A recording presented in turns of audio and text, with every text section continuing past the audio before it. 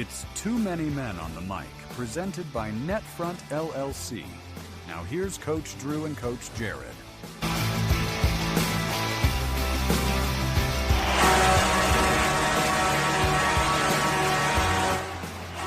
Let it play on, man. Let it play on.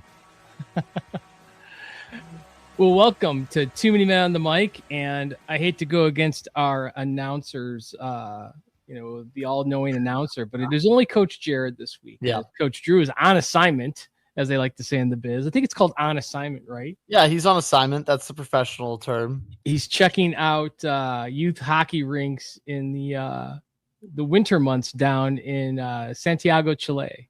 See, Patagonia world. what you're supposed to do, though, when you tell someone's on assignment, that's where you leave it. Oh, They he's don't on, need to know. he's on assignment. Yeah. He's on assignment. Yeah. That's like code for he's been suspended.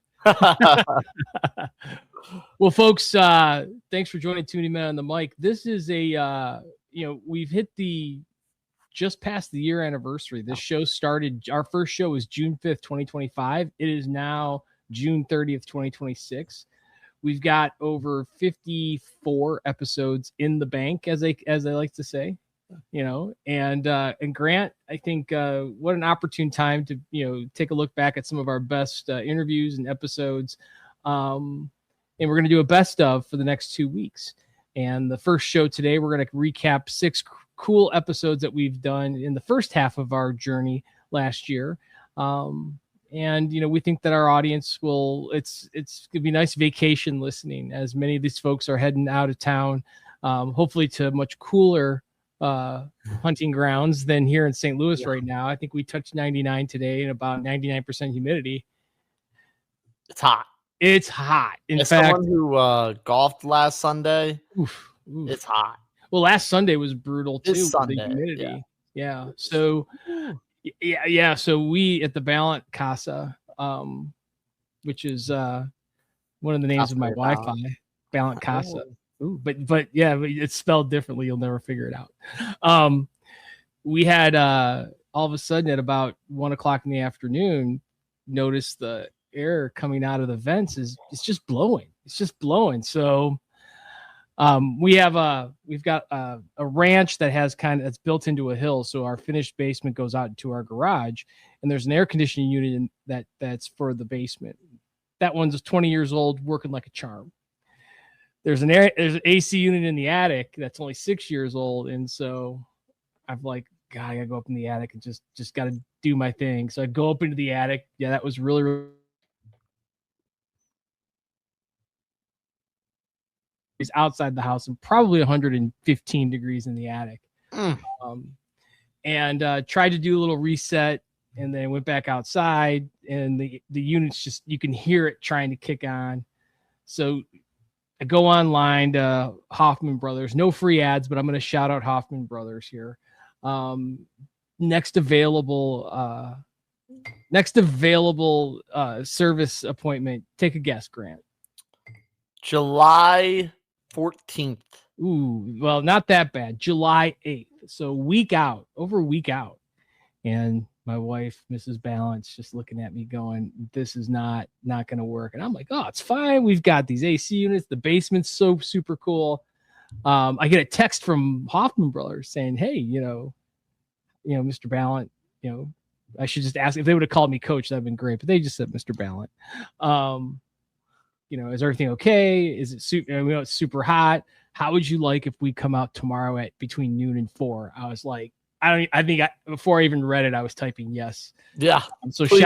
shout out Hoffman Brothers. Sounds like we're only going to be down, first world problems here. But you think about it, there's a lot of folks who are struggling with the heat right now in St. Louis. And so, hopefully everybody finds a cool, dry place to be, plenty of water. And, but yeah, I wanted to give a shout out to Hoffman Brothers as a local St. Louis, heating and cooling institution. So I think they sponsor the Blues too. So we'll probably have to talk to them about that, or maybe the Cardinals. They merge with the hockey. That's how you tie it in. So Grant, what's new with you here before we get started on this best of? Not too much. Been watching a lot of the USA. They will have played their game by the time this comes out. So That's right. hopefully they are advancing to the next round. So they've got Bosnia-Herzegovina, right? Yes. And then if they win that, they're most likely playing Belgium.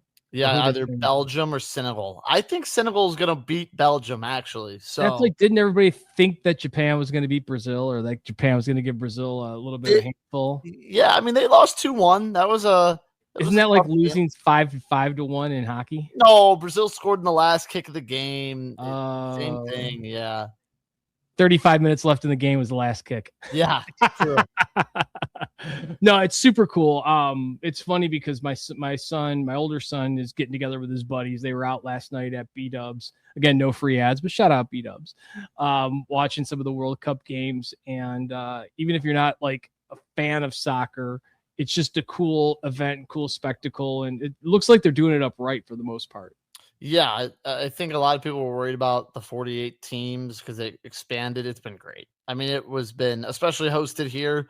It's been so cool to see our stadiums doing this, like at this grand of tournament. So it's been really fun. Hopefully, US keeps winning. So Arrowhead's done now, right? No more at Arrowhead. More game. They have one more game? Yeah. Oh, very cool. So it's in New York, where the Giants and Jets play, right? That's like the main one. Is that the final? Mm-hmm. And then SoFi. Yep. And then Mexico City. Yep. They have some games. Where are they playing in Canada? Is it Canada was BC Place in Vancouver and Toronto. So Toronto, were they playing where the Argonauts play? No, they were playing where just the Toronto FC plays. They like brought in temporary stands to make it like 40,000 seater instead of like 26. Yeah. Canada's soccer's gotten much better too. Yeah. Yeah. They made the round of 32. Yeah, they won their first game. They're in the round of 16. Ooh. So US plays Wednesday. Yes. So we'll be a day into the round of potentially 16 to see if they're in there. So so talk to me about this contract, like the 48 teams. What was it usually? 32. So it goes 32 to 16? It would go 32 and then 16 would qualify out of the group in the old format. Now 32 make the knockout. Gotcha. So it was 32. So basically 8 groups of 4. Yes. 2 from each group. Mm-hmm. 16. 8 times 2, math's undefeated. There you go. And then you basically have to win 4 games to win. So it's like kind of like the Stanley Cup, kind of like the rounds of the Stanley. Okay, cool. Yeah. And so now you have to win 5 games. Yeah. And they space these games out like it's like football season, right? American football season. They had been spacing them out a week, but now it's only 4 or 5 days for most teams once the knockout stage starts picking up. So it'll go pretty quick because the group stage took 19 days to finish, and the round, or they'll play 5 games in 19 days now. Gotcha. So they went from playing 3 in almost 3 weeks to now 5 in 19 days. Gotcha. Well, I'm fascinated by just like any international type of game. I mean, the Olympics this year with Team USA winning both, men and women's at the Milano Cortina Olympics, and then winning sled hockey. Wouldn't it be something if they pulled off just a unbelievable, I mean, it would be the upset of all time, wouldn't it? Yeah, this would be, the world would burn. I don't think it would be as big of an upset as the Miracle on Ice, just because like every single player on the United States team they're a lot closer to the top than the USA team was to the Soviets. But it would definitely be the biggest, like, just obviously it's the World Cup, but I wouldn't say it'd be like the most surprising. I think the Miracle on Ice tops anything. What country should feel the most pressure right now? I keep hearing England, and I say that not just because we just had Adam Gledhill on last week, but I actually was watching on Sunday. England was playing Panama, and everybody's just like, I would have thought that England was already knocked out and didn't make the round to 32 the way the announcers were talking.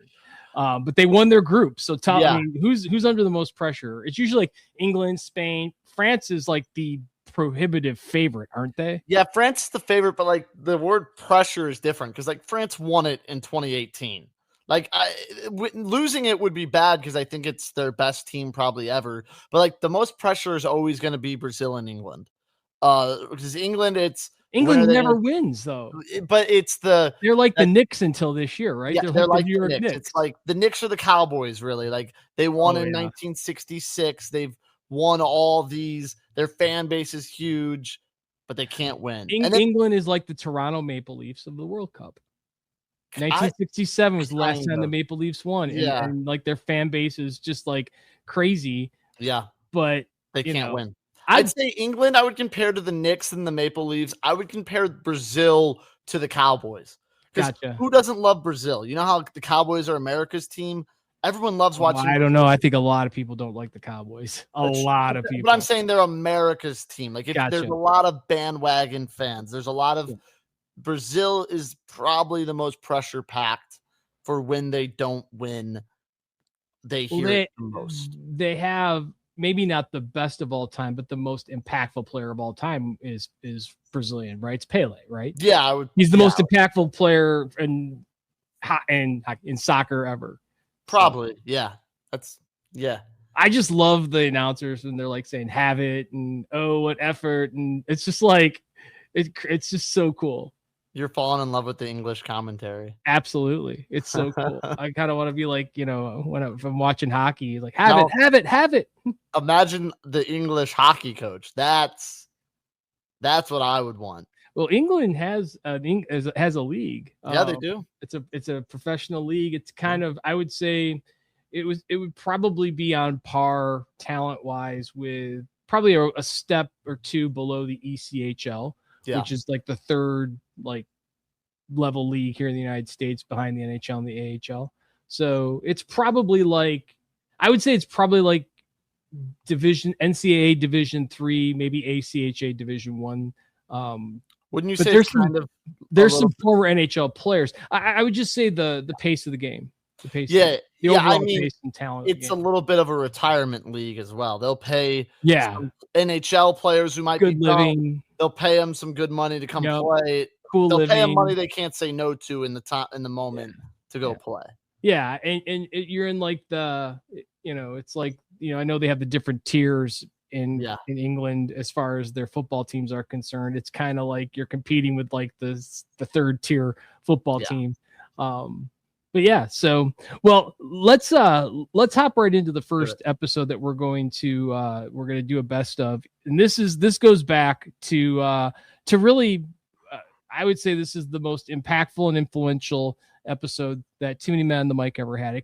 This was where we established our credibility, and it's when we had our first interaction with USA Hockey, and we welcomed Bob Mancini, who is Drew likes to call him the godfather of fun of USA Hockey, but I mean, Bob Mancini's done it all, and now he is the assistant director of player development for all of USA Hockey. So that is from the Olympics on down. But he really focuses in on the U18s, the U17s, and then youth hockey. And he had some great insight for us, and really set the tone for our show. And he helped launch this relationship, and we're forever going to be grateful to Bob. Hopefully we'll have him on again for a year anniversary. But let's go ahead and cut over to this happened back in July of 2025, where Drew and I sat down with Bob Mancini and talked a lot about USA Hockey, the developmental path, and really how to continue to grow this game and develop young players of all skills. Have a listen. Well, I think now is a great time to bring on Bob and Grant. If you can, let's bring on Bob. Hey, Bob, how are you? Great to see you. Great to see you, Jared. Drew, I'm happy to be on. I'm going to have to ask you, I've been listening in, and Drew especially, just going to have to talk up just a little bit. I'm in I'll tell you, and this is the fear that everybody should have when they have me on, because, you may only get one question, right? Because I'm going to speak for 19 minutes, but I'm up here in the north. I just left our player development camp in Buffalo, our Select 15s. And in order to get back home in Michigan now, I have to go through Canada. So I'm not 100% sure, but I think they're trying to interfere with this broadcast, Hockey Canada. I'm sure they're behind this. I'm absolutely positive that they're behind this. Absolute enemy territory, especially if you're in Hamilton. And, those Tiger fans in Hamilton are pretty vicious. So That's right. well, Bob, I think that's a great segue because you are a world traveler. You were in Europe earlier this year. You're doing so much in support of our great sport for this great country. And I think Drew and I firsthand can just, we've seen the impact over the last 10 years that we've been, I've dived into coaching and still playing. But if we look ahead to this year, what are you most excited for USA Hockey, for our players and coaches here in 25 and 26? Let's dive right in. Yeah, well, there's a couple of things. First of all, the start of a new season brings with all the joy and all the expectations that we all have, right? Adult players, youth players, coaches, officials, right? Every single avenue of our sport, every single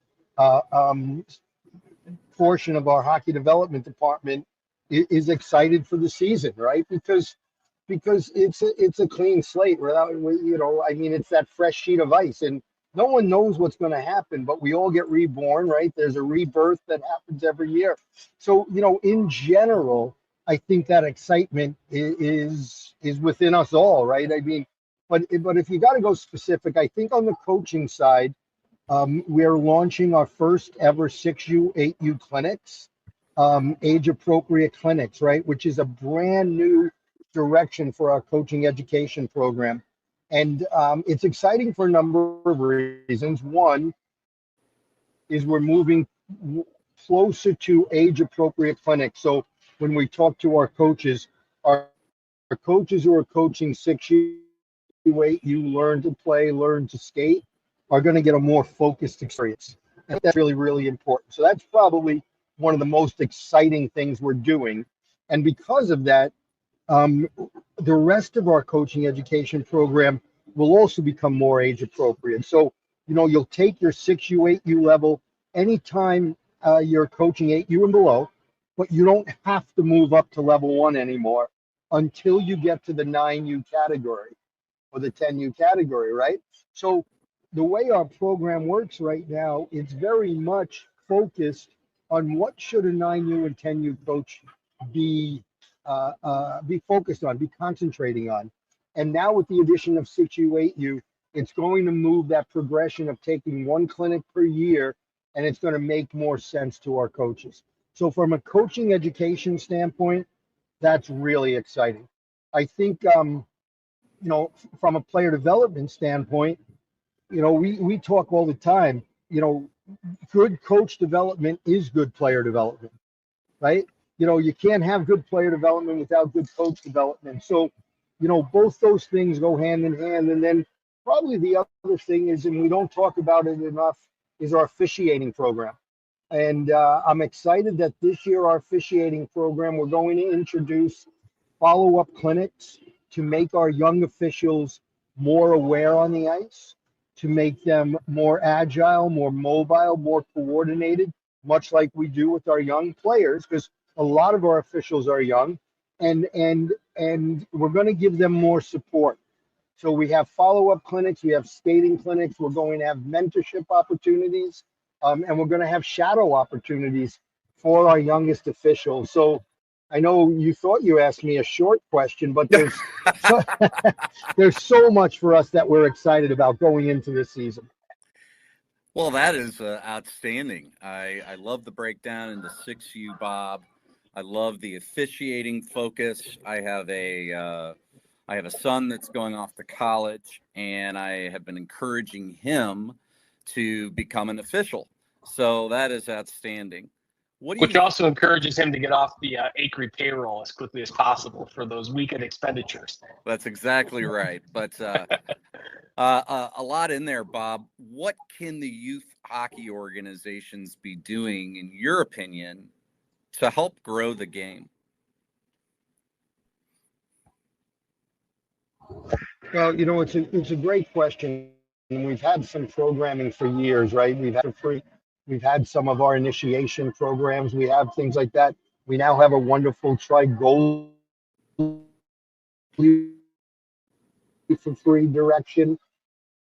Those is we need to look at what can we do to make people feel comfortable when they come in the rink, right? What can we do to make the rink a more welcoming environment, right? You know, when we're talking about hockey and when you're talking about the second and third generational hockey players, this stuff, we know this stuff, right?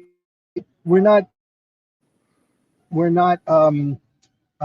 intimidated by coming to the rink. We have so many new families enjoying hockey for the first time, so many new generations of players enjoying hockey for the first time. I often think, what can we do to make that experience more comfortable? Are we welcoming these people? Do we have ambassadors, right? Are we teaching young, brand new parents, hey, let me help you put on the skates. Let me help you with the equipment, right? And then you look at goaltenders, right? That's overwhelming when we players want to become goaltenders, right? How many times have you seen goaltending of young goaltenders with parents who are new to the sport not knowing which leg the leg pads go on? Yep. Right? So sometimes it can be the littlest thing that we can do to welcome new families into our game. And then, you know, that pays dividends down the road so many times, because then they'll want to give back.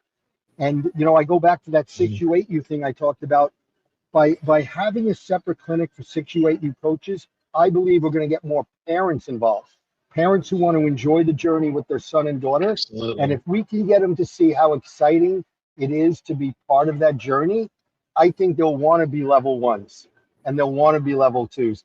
They're not going to stop just at 6U and 8U. You know, I it's agree. so true.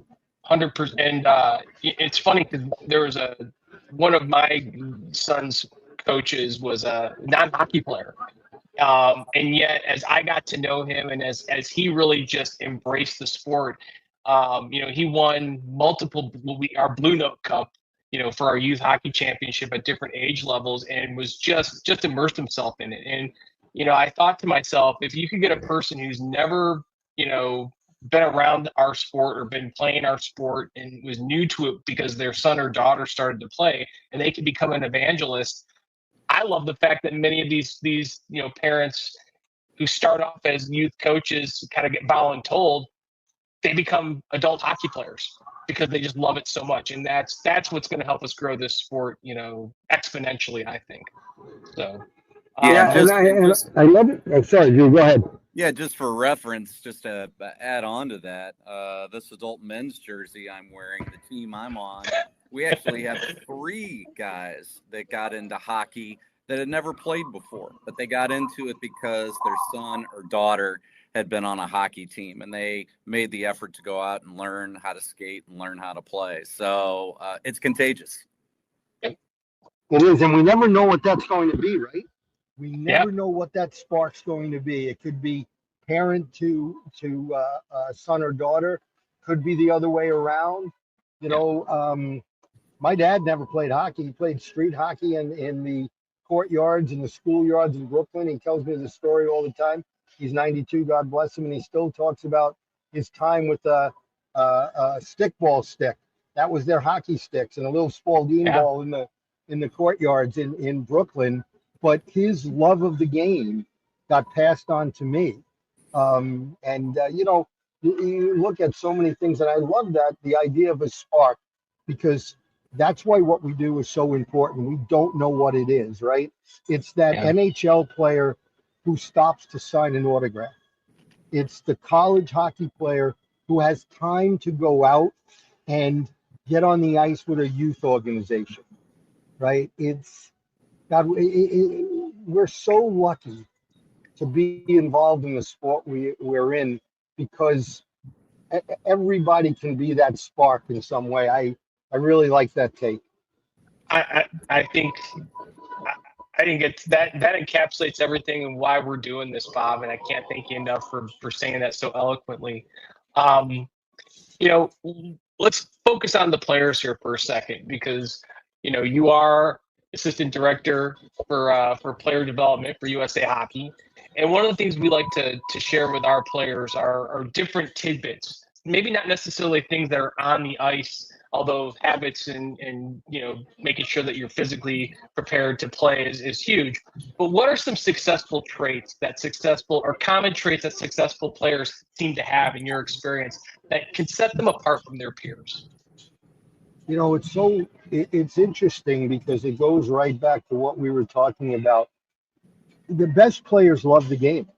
They love being at the rink. They love being in the locker room, and too often we sometimes inadvertently drag that love away from them, or we squash that love, right? Because I go back to and none of us, I don't think, are perfect parents, and I certainly wasn't, but I remember when my son was very young, and I didn't know enough of youth hockey, right? I was coaching at the highest levels, and at this time I was with the Edmonton Oilers. I was the director of player development, and I remember my son just getting into it, and all he wanted to do was go down and play. Dad, let's play. And I kept wanting him to learn how to shoot. Let me show you how to shoot. Let me show you how to pass. Let me do that. And 30 seconds, Dad, let's play. Right? He just wanted to play. And it hit me that that's really what was important then. And from that point on, and then I moved to USA Hockey, and I learned about age-appropriate training. And I tell you, the one thing, and yeah, I can give you some hints about, I had a parent come up to me and say, oh, my son loves the game. He goes to skating lessons 5 a.m. every day before school. The kid was 6. And I asked the dad, I said, so was it your son's idea? Did he call the rink and ask if he could get private lessons at 6, 8, right? Like, oh, well, no, I have to do that for him. Well, yeah, we find ways to beat the love out of the game from our kids, right? Instead of finding a way to give them passion. And I remember, I go back to that story with my son, and it hit me. Oh, my gosh, right? Just go play with him. Just go play, right? And then I heard Mike Boyle talk, and he talked about, the what is it, the ADD, AHD Olympics, right? We learn when we have kids at a young age, when we go out to the backyard, the first time parent, you go out with a baseball and a glove and a bat. And then you realize 30 seconds in, now they want to go play basketball, and another 40 seconds, they want the soccer ball, right? And in a couple of weeks now, when you go out in the backyard to play with your son or daughter, you got everything. You got arms full of every piece of equipment you can. Well, it's the same thing. Yard sale. It's the same thing. Like, we have to stop adultifying young kid hockey and putting what we think is fun onto the children. Instead, we need to ask the kids, we need to embrace them. And we need to see, like I say, a good, you're on the ice with 6 and under players. You got kids over in the corner doing snow angels, right? And the difference between a good coach and a great coach at that age is the good coach goes over and says, whoa, that's a great snow angel. The great coach gets on the ice and starts doing snow angels with them, right?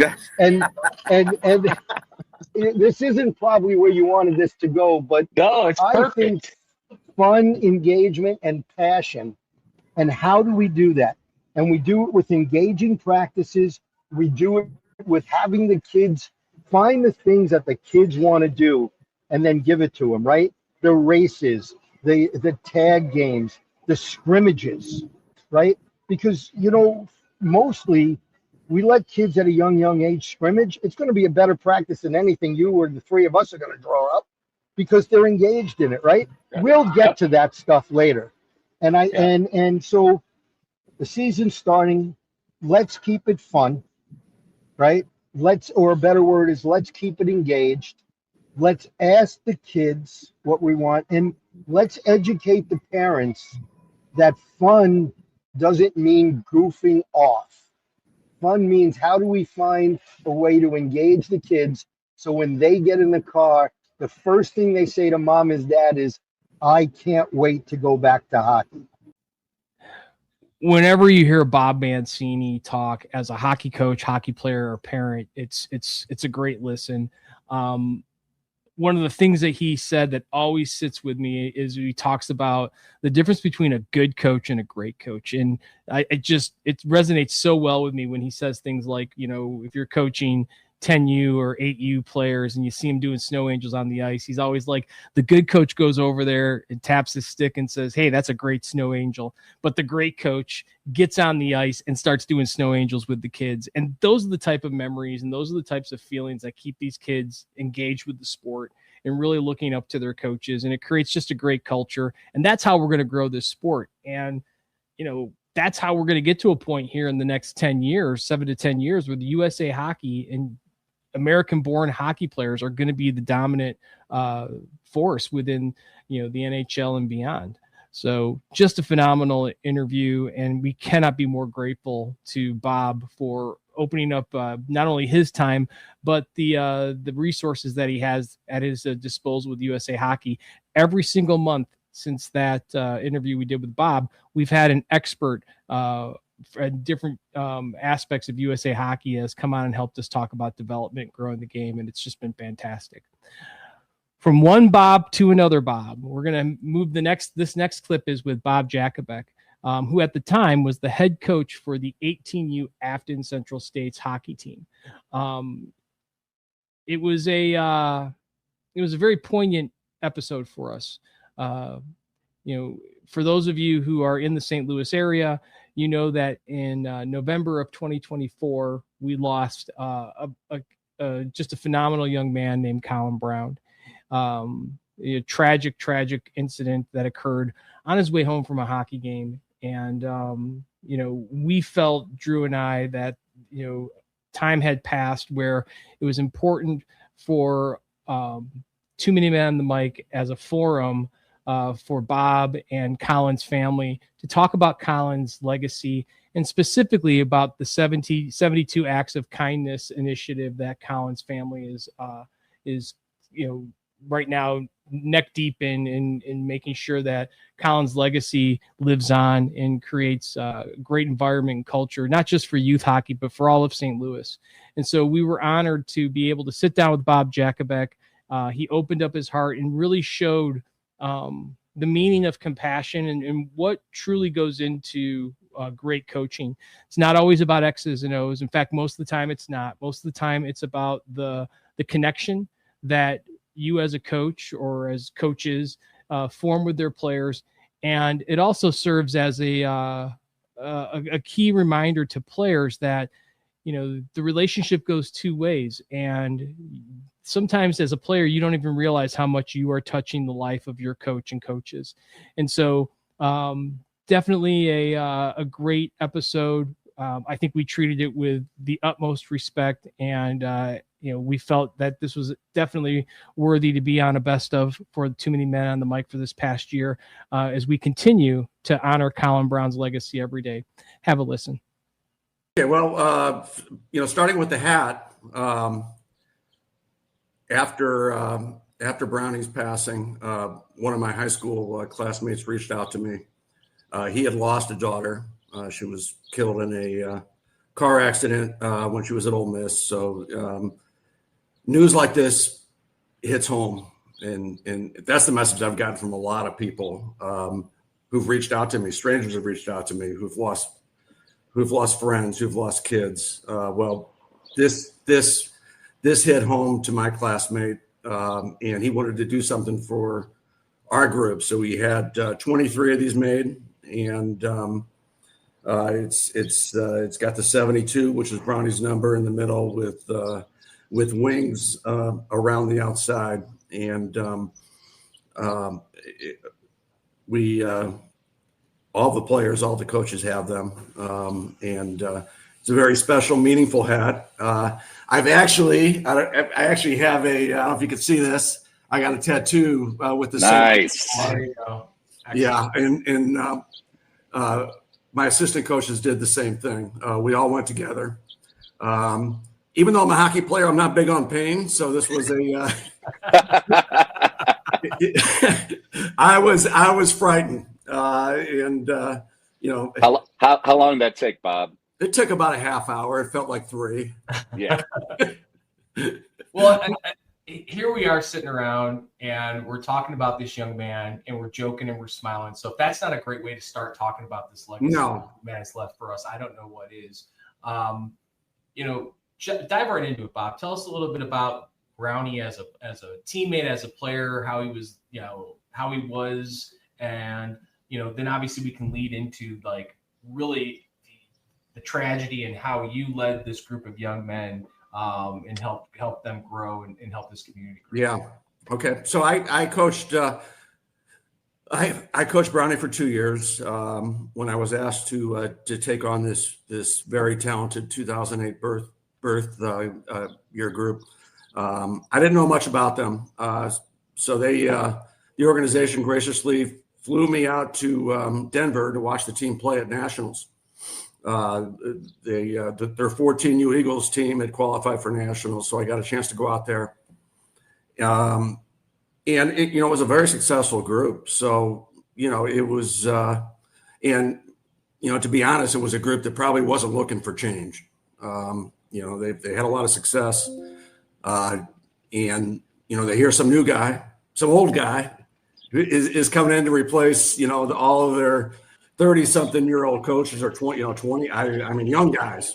Right. And, So I got a chance to go out there and meet all the players, all the families, and including Brownie. And the thing that struck me about Brownie just the moment that I met him was just the genuineness, the politeness, what a great young man that he was. And to be honest, my first thought was, gosh, I hope he wants to stick around and play for me, because I really feel like I could build a team around a kid like that. So, I had a chance. And that was really with limited viewing of his skating. I get what I'm hearing you saying is what attracted to you was he was a good person. Yeah. I had limited viewing of his skating. To be honest, all those players were perfectly qualified to be on my team. Right. But I'm also looking for character people. That's who we built our team around. And he was Exhibit A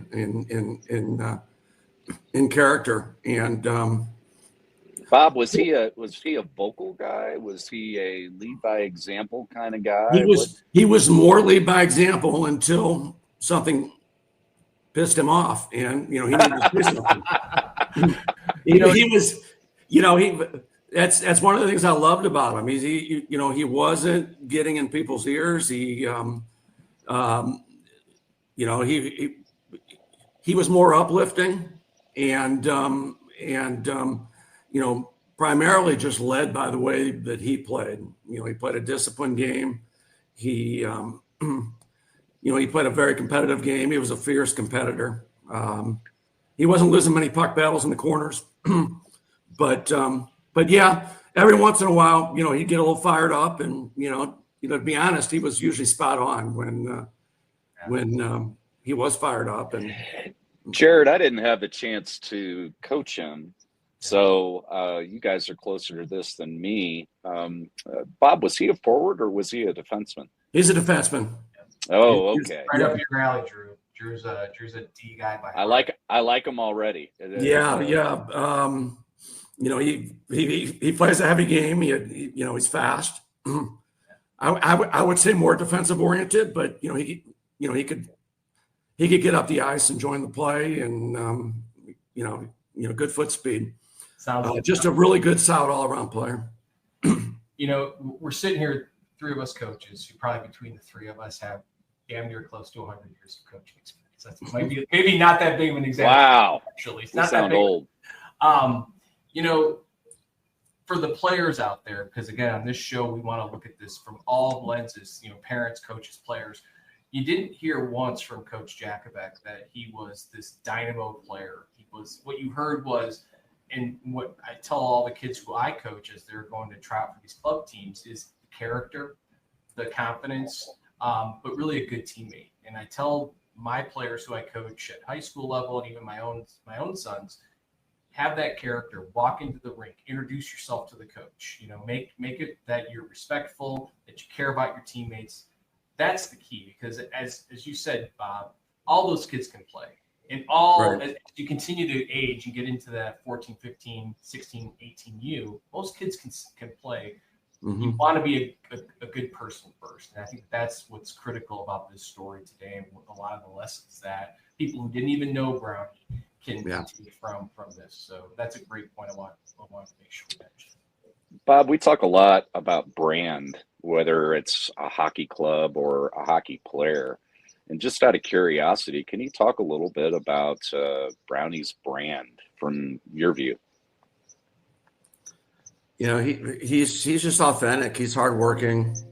And you guys know this as a coach. All you can really ask for is to know what you're going to get from a player day in and day out. He's that player. Hopefully as kids get older, the variances in their play from game to game, get a little bit tighter. His was razor thin. It's just we knew what we were going to get from him, and that's a tough, hard-nosed game. He was going to play discipline. He was going to play smart. He was going to play a team game, and I don't know how to summarize that in one word, but consistency is what I'm hearing. Consistency is what I'm hearing. Yeah, he had he was able to get his game. He knew what his game was, and he played that game each time he played. He did. Yeah. We've got a good foundation on Brownie as a player, Brownie as a young man. When we come back from the break, we're going to talk about that awful tragedy and really how Bob, you as a leader and as an inspiration to these kids, helped to lead this team through things. But before we do that, let's have a word from one of our sponsors, Big Bear. Drew, you want to jump into that, or do you want me to take it? Absolutely. This segment of Too Many Men on the Mic is brought to you by Big Bear Tournaments, your go-to for unforgettable youth hockey travel experiences. Big Bear hosts top-tier tournaments in some of the coolest hockey towns across North America.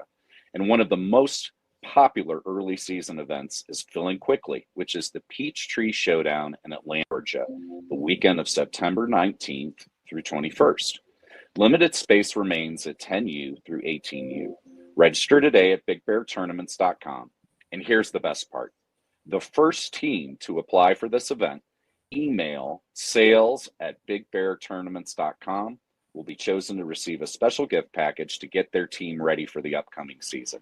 Again, that is sales@bigbeartournaments.com after registering for Peachtree Showdown. Plan your next great hockey trip at bigbeartournaments.com. And don't forget to tell them Too Many Men on the Mic sent you.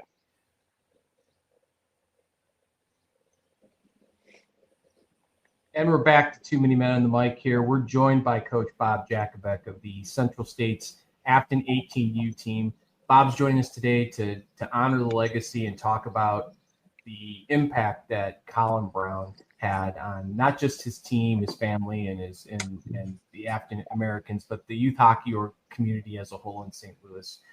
Bob, it's tough to remember back to this, but if I can ask you to take us back to that night in November in 2024 when, of all things, coming back from a hockey game, just a random act and just a terrible tragedy occurs.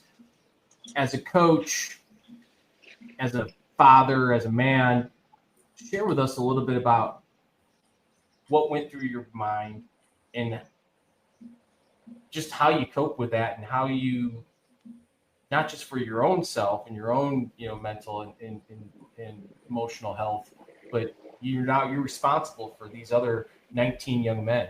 Talk about that if you can. Yeah, I mean, And we're all going to be leaking today too, so let's not fool ourselves. So it's okay. November 23rd, I'll never forget the date. Coincidentally, it was my wedding anniversary. I'm not sure we'll celebrate our anniversary again on November 23rd, but I got the call from Calvin that night. I had I'd gone to the CBC Marquette hockey game. The game ended about 9:30. I went home right after the game. About 10:30, I'm getting ready to go to bed. We're playing Littleton the next morning. And I was in the kitchen, turning the lights off, checking everything, and come back, and I got a missed call from Calvin, of all people. And I'm thinking, oh my gosh, did Brownie get hurt today? What happened? Right. I mean, not on my worst nightmares. Could I have imagined what he was going to tell me? And second of all, why are you calling me? I mean, that just shows you the Brown family and the type of people they are. He wanted to make sure that Brownie's coach knew what was going on. He thought we were going to play a hockey game the next morning. There was no way we were going to play a hockey game. To be honest, we had no idea what was going to happen with our season. Right. We talked about it. I told the boys, let's meet at the rink. We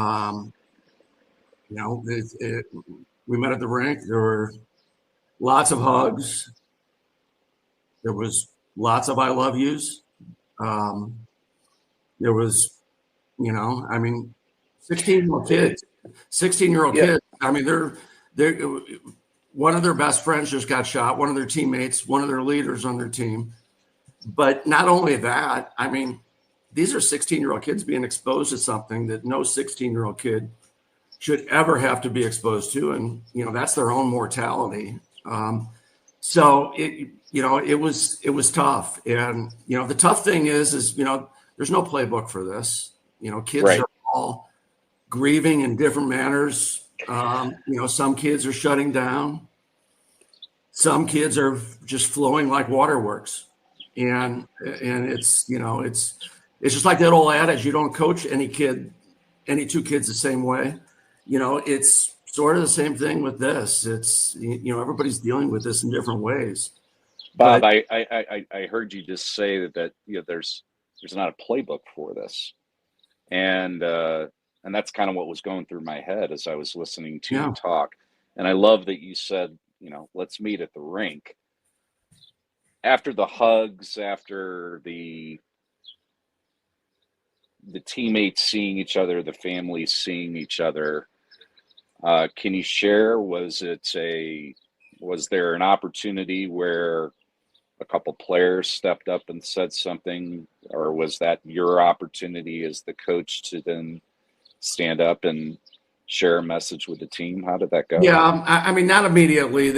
I think the kids were all in shock. They were in shock. Yeah. Some of them shut down. Some of them were grieving uncontrollably. I thought it was important for our coaching staff to step up. Just tell them, hey, we don't understand this, I'm 59 years old. I don't understand this. So I can't imagine what's going through your mind, but, we want you to know that we are here for you. There's nothing that we can't talk about. So we had Sean Hazelton come in. He spoke a little bit. We had grief counselors come in. This is a few days later. The organization was great. The rink is everyone's safe spot, and they opened the rink up for us for just, the boys just to go out and play, have some fun. Hopefully for a few passing seconds, try and put this out of their 16-year-old minds. It's knowing that the minute they got off the ice and they got inside their own heads, it was going to be, forefront in their minds. So yeah, it's we're still dealing with it. There's not much to say to follow up what Bob Jakubeck said in his interview. I can just continue to reiterate the compassion, love, and personally the relationship, that I was able to, forge with Colin's parents since my son played on that team last year. Tracy, his mother, even joined us on the mom's episode that will probably be, hint, hint, don't want to bury the lead, but spoiler alert, we'll probably be adding the mom's episode on the next best of next week. But just a heartfelt interview. And I think it serves as a great reminder to parents, coaches, and players. Cherish the time you have with each other and take a minute to, hug each other, get to know each other, and recognize the impact that you all make. And no one can externalize that and is a better ambassador for Colin Brown's legacy, besides his parents and his brother, than Coach Bobby Jack. So we'll, hopefully you'll go back and listen to the full episode, but 72 Acts of Kindness, find it on Facebook, and please consider, carrying on that legacy in your own way. This next episode, for those of you who regularly listen to the show, we had the opportunity, and when I say we, I mean me, had the opportunity to be live and in person at USA Hockey's coaching symposium for Level 5. Drew was not there. Drew felt it was more important to be out in Colorado, moving his son into Colorado State University. But Drew did join us from afar, and we had an awesome time at and that was the Royal We, because I was there. But had an awesome time at USA Hockey's Level 5 Symposium. And, huge thank you to Bob Mancini for making both Scott Pooch Pollock and Bob Jakubeck available.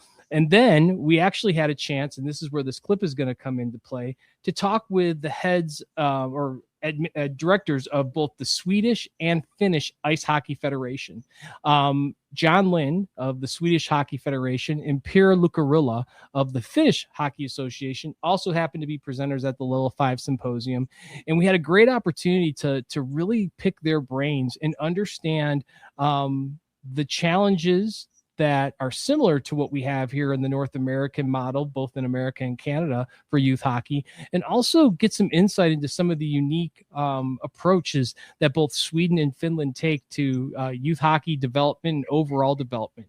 In some instances, it really feels counterintuitive when you take a step back and look at it and you start to really digest what they do over in Sweden and Finland.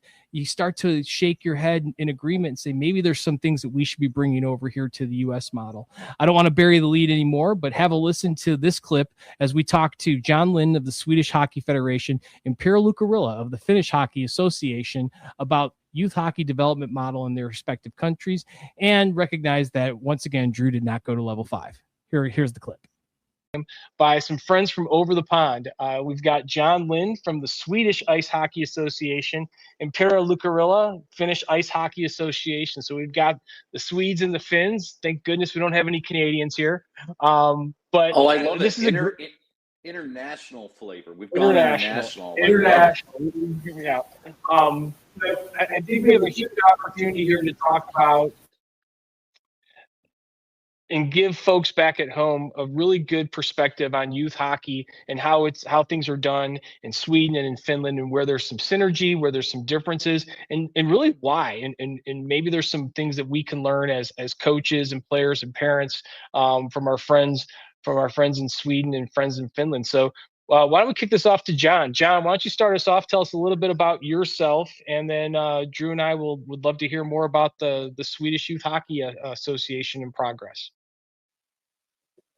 Well, thank you, Jared, and thank you so much for having me. My name is John Lind, and I work as Director of Education and Research at the Swedish Ice Hockey Association. But I have a background as a player, played at a national team level as a junior, then moved on coaching for like 10 years, both juniors and seniors in Sweden. Been working with the association now for the time flies, but I guess it's like 8 years now. So that's my background. Jon, tell us a little bit about the journey for a Swedish hockey player from, we start at 6U or mini mites here in the United States. So from that 5, 6, 7-year-old through, 18, how does that look? What does that progression look like? And what are some things that are unique to Sweden and fuel some of the success that you've all had in player development over the years? Well, we started kind of the same age. Like we have our Learn to Play program, which starts by the age of 5, and it runs then to the age of 7. And it's a program run by the association where we provide like coach education to all the clubs part of the program. We provide with education materials, and we support them in this learn to play program. So basically most of the players are starting their hockey journey in this program, and it's kind of looks like the same in most of the clubs. And from there we start to play hockey in teams, and in Sweden as well as in Finland we play on very small surfaces from the age of 8 to the age of under 12. So we play first 2 years we have 1/6 of the ice, so very small area games, and we think this is really important for getting more reps in, better decision making, and for coaches not to coach the game, let the players explore, develop long term.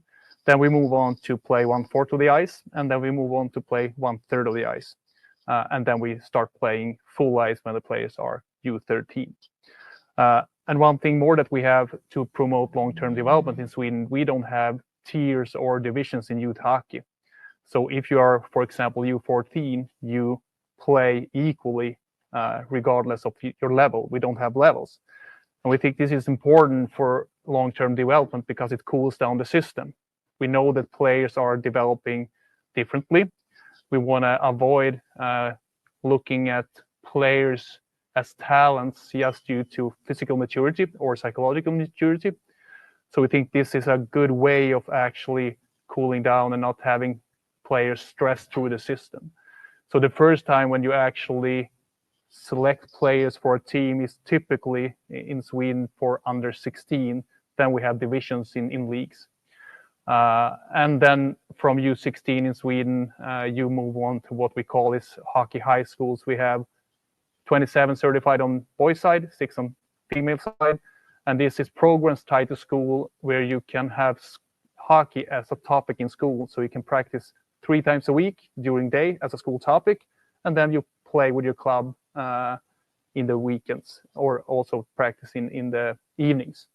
This gives us opportunity to have more time on ice, develop kind of the individual skills more, and then you have team practice with decision making and everything in the evenings. So that's basically the big picture of Swedish ice hockey for youth.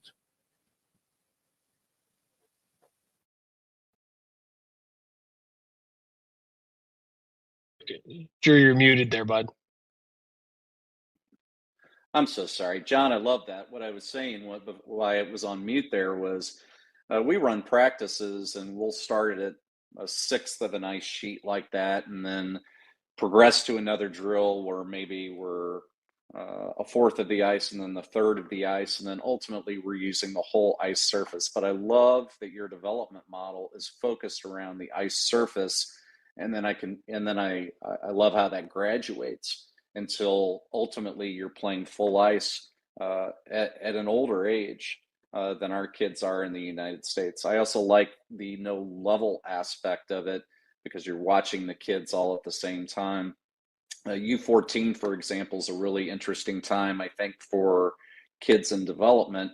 Some have hit puberty, some haven't. And then that creates a whole dynamic with the player themselves. Why am I not growing? I'm looking at my peers, they're growing, I'm not, or I am growing, my peers aren't. And so I love that you don't break it down into different levels. And I like the word you use, talent. You don't look at them as talent, you look at them as a group, and you're developing the group at the same time. What a cool model. So we don't often, so if you could see the room here, you would see that Jan and Peter are right across from each other. So it's good to have a Finn and a Swede across from each other.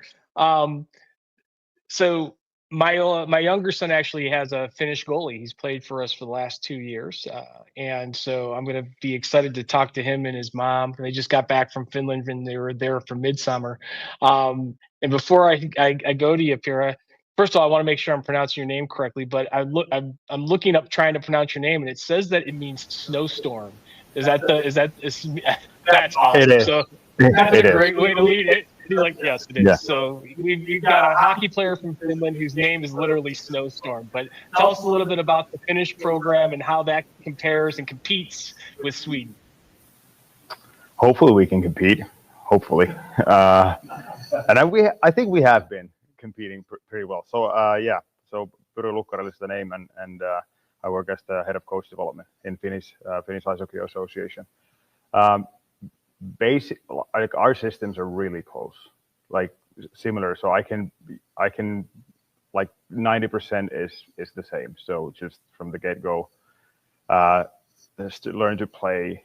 For us, it's Lion Hockey School. So everything, our logo, probably not going to see it in the picture, but it's a lion in our flag also. So Lion Hockey School is where we kind of start in 5, 6, 7 years old. So the same thing that in Sweden. And then from U8 is the first teams, and from that it kind of builds up.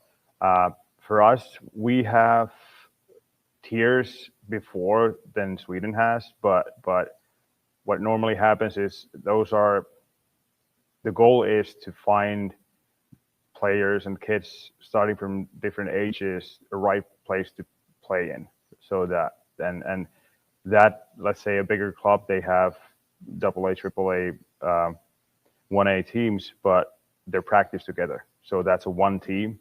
Those games are just then put so that the kids are put in place where they can succeed, and you can play in different levels, and so it's not that you're put to AA team and you practice with that team. So it's normally it's one age group and same coaching and everything like that. So basically it's the same. We play up until even in U13 we play part of the games in smaller ice, so 3-on-3 cross ice. So it's part of the season is 5-on-5 full ice, starting off from U11. Before that, it's cross ice, smaller ice games, and even in U11, U12, U13, part of the games are cross ice still. So U11, it's like half is cross ice, 3-on-3, half is 5-on-5 on big ice, and building from there. And then pretty much the same that in Sweden, we start counting goals. So the parents are seeing the score on the board first time when we're in U11. Before that, you're not going to see a score anywhere. And then the statistics, we're going to start showing statistics in U14.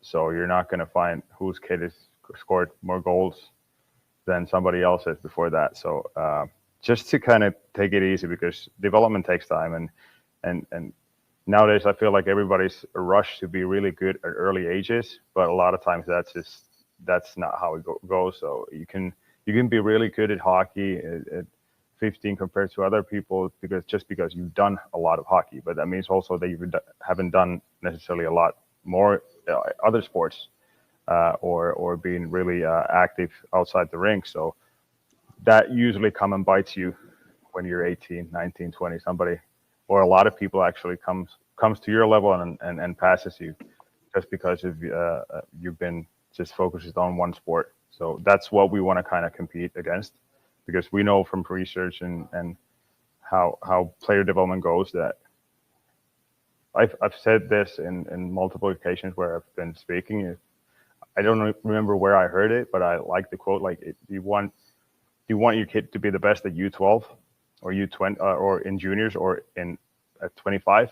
So pick one, because you're not going to have both, or it's extremely rare that you're going to see that the same player being really, you got these exceptional generational talents, but those are really far and few apart. So yeah. Well, Jared, I two takeaways, and I just wrote them down because I didn't want to forget it or lose it. No scores until U11 and no stats until U14. So if you're a parent listening to this podcast or watching it on YouTube, hear that out. They have a model that's working for them, and they don't even turn the scoreboard on until U11. They've got a model that's working for them. They're not even tracking stats until the players are 14 years old. That's amazing. Yeah. Yeah, I look at this too from a coaching lens, and as this model has developed since you both have been involved with your respective associations, has there been incremental changes? Has this been something that's been more generational? It's just been, this is the culture of Finnish and Swedish hockey? Or was there like a turning point, similar to what the United States had with our ADM, that there was a turning point where, you know, Hockey Sweden or Hockey Finland said, hey, we're going to do it this way? And then how do you get coaches? How did you get coaches on board, or is there consistency across ages? How does it work? I can take that, but I think, at least in Finland, I think the same is in Sweden, because we can't afford to lose any kids. In Finland, we got total number of players that we have in the country, combining every player, is about 68,000. And we got under like 35,000 junior players. So if we would to do it the other way, building materials, cutting kids off, like, we wouldn't have the sport. Like, who would play it? So we have to take care of every kid. And also because we know, like, you cannot say from a 12-year-old or a 15-year-old that who's going to be a great player or not. You can take a wild guess, but honestly, you're not going to know. So it's as long as possible to as many as possible with the best possible quality coaching. And then let's see, when everybody's 25 and their brains are fully developed and they're adults, let's see then where we are. John, anything you want to add to that from your own experience? Is it a cultural thing, or was there a point in time, to Jared's question, where you said, you know, this is what we're going to do from here on out? No, I think it kind of develops organically within our system. Also, we have the same situation with not so many players, so we can't afford to lose anyone. So we kind of made changes accordingly, aligned with where new knowledge and new research came out. Like, for example, if you know it's better to play in small area games, we did research together with the Finnish Federation to find out the optimal surfaces. We also find out those kind of things to cool down the system. We don't need have scoreboards either. We count the goals, but we don't have standings in leagues until they're U13 either. So it's kind of more organically developed as research could support our decisions. So we progressively try to be better all the time, just to have this long term. And to Pyry's point, I think the long-term development is about giving everyone the chance, because we never know who is going to make it in the end. And I used to say the example where there's research from an NHL draft, and we can assume that the scouts in NHL, around 400 of them fully employed, are the best at their job in the world because they're scouting for the best league in the world. I think we can agree on that. And they are following the players for 2 years after puberty. But when we look at the results from draft, they can only predict 1.5 round. After that, it's around the same amount of players from 3rd to 7th round who is making it to the NHL. So they can't even predict who is going to make it all the way. And 2 years ago, 15.7% of the players in NHL was undrafted. But sometimes we put it in the hands of volunteer parents, coaches to try and select who is going to be the best. And a lot of times they do more harm than they do good, because what they typically see as talent is physical and biological maturation, not talent. So they mix up temporary physical ability for being talent, because they say, I can see if a player's talent or have hockey sense. But what they see is a fast player getting faster to the puck, which gives the player more time with the puck. But it's not hockey sense, it's not talent, it's just physical ability. And this is really hard to separate. So I think we need to build systems that are long-term and give players the time to develop. St. Louis hockey families and business leaders, if you need custom gear that stands out and stands for something, it's time to meet 5B Designs. Founded by Shannon Brahini, a proud St. Louis mom and entrepreneur, 5B Designs is a woman-owned small business that brings purpose to custom apparel. Whether you're suiting up your youth or high school hockey team or leveling up your company's branded swag, 5B delivers top-notch quality with a personal touch. Need team stores? Not a problem. Corporate polos or event giveaways? They've got you covered. 5B makes it easy with fast turnaround, flexible service, and designs your players or employees will love to wear. Check them out at stores.inksoft.com/5B designs. That's the word 5. And if you are watching on our YouTube feed, go ahead and scan the QR code on the top right-hand corner of the screen and see what great gear and great service looks like.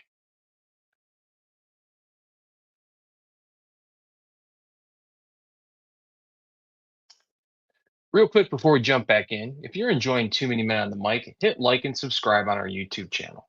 It's a quick click for you, but it helps us grow the show and keep bringing you great hockey conversations. You can also follow us on Instagram by scanning the QR code on your screen. And be sure to download, follow, and rate the podcast on Spotify, Apple, Amazon, iHeartMusic, or wherever you get your podcasts. Or you can go directly to our website, www.toomanymenonthemic.com. That's the number 2. Those small things from you help us keep delivering new guests, downloadable coaching content, and more from the rink. All right, back to the show.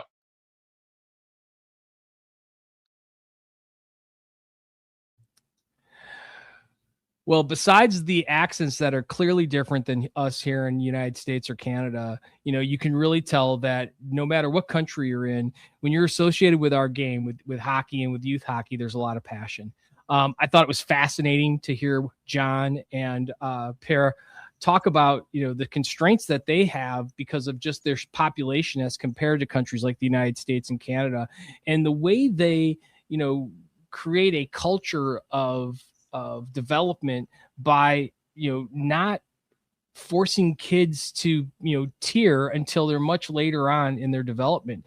And it seems to be working. Not only are they producing high level hockey players here in North America from college, the juniors, and the NHL, but the Swedish and Finnish professional leagues are some of the best leagues in the world.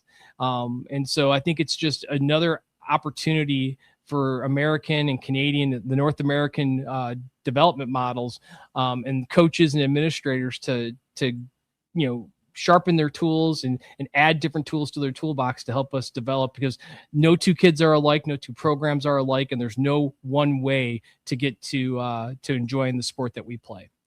And that's a great segue as we look here now into another fast growing segment of youth hockey and hockey in general. And that's the girls' sport, the women's sport. And Drew and I, over the past couple of years, have been coaching girls with a lot more frequency than we had when we were younger coaches, and really has come to the forefront here as we've gone into high school, and we've had 3 or 4 girls on the high school teams that we coach. And we thought it was just a great opportunity to bring in a expert when it comes to the girls game and how to develop great youth hockey players who are just so happen to be girls. And that's Rachel Bartlett, who's the head coach for the Chesterfield AA Lady Falcons. Rachel's also a close friend of mine who I've known for almost 20 years. She's a displaced Canadian here in St. Louis, along with a displaced Michigander. So we're kindred spirits. But she had some great insight and really some great, what I would call advice. The facts are right now are the majority of coaches are for youth hockey are men. And as we continue to see more and more girls raise their hand and put the skates on and want to play this sport, it's really important for coaches to understand the communication styles and the differences in communicating and coaching and understanding how girls sometimes are a little different than boys. And I thought a great poignant piece of advice that Rachel gave to Drew and I as coaches who are coaching both boys and girls. She said, boys feel good when they play good. Girls play good when they feel good. And that sounds like a little word salad, but it made so much sense. And a lot of what Rachel shared with us in this episode, Drew and I have taken to heart and have put into action on the ice. And some of our best moments this last year came from practice and games with our girl players. So have a listen, especially for you coaches out there who are coaching girls maybe more regularly than you have in the past. And let's see how we can grow this game for everyone. Here's Rachel. YouTube today, do not adjust your screen. There are 3 of us here today. We are really, really excited to welcome in our first live in studio. I don't know if we call her a guest. Do we call her a contributor? She probably knows more about hockey than both of us. We cleaned before she came. Absolutely. So with us today is Coach Rachel Bartlett of the Lady Falcons out of wonderful Chesterfield. Woo-hoo. For all of you that can see at home, wonderful Chesterfield. We're repping our friends to the west, AA program. Rachel's here to help us talk about and tackle some great topics today. But I guess before we get started, Rachel, how are you doing? I'm doing fantastic. Thank you so much for having me. Get a little closer to that microphone, Rachel. There. Oh, yeah. Rookie. I'm a rookie. Well, just for our audience out there, give a little background for Rachel. Rachel, I've personally known Rachel for over 15 years. Yep. Yeah. Over 15. We actually met, and this is going to sound funny. We met at a bar. Yep. Through mutual friends. Yep. There we go. So our good friend, Tom Wiley, and Rachel's husband, Tony, are good friends. We met, and we basically bored the death out of Tom and his wife, my wife, and Rachel's husband, because all we did was talk about the wonders of being living on lakes. Yep. And being from Michigan. And I get a lot of grief for sometimes my accent, but why don't you say a few words, or if you haven't figured it out at home.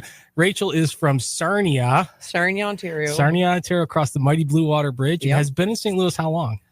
Oh my God, since 1998. Oof. I came down here for school. That's almost as long as you, Drew. I know, right? Came down for school and met a St. Louis boy, and they trap you.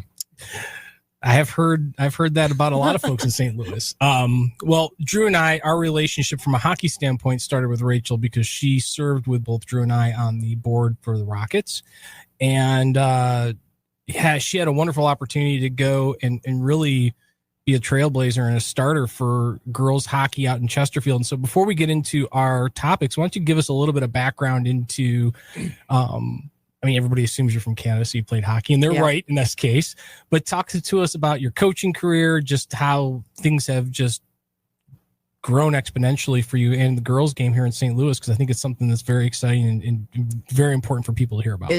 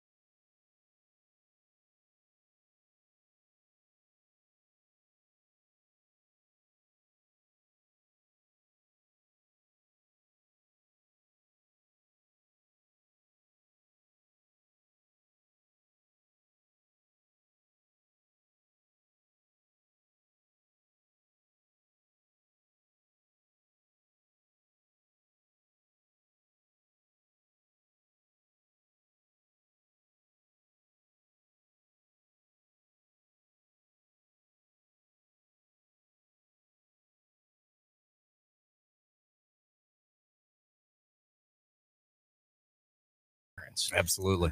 And our first topic here that we want to tackle here is talking about tryouts and evaluations. And what I like to start off whenever parents or players ask me and start talking about what do I do during this? I always say, look, hockey is part of and feeds into your identity. It does not define you. And here's what I mean by that.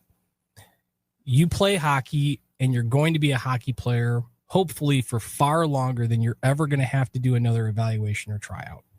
And so no matter what team you play for, no matter what level you're at, no matter what coach you play for, your identity doesn't change. You're playing hockey or you're a hockey player.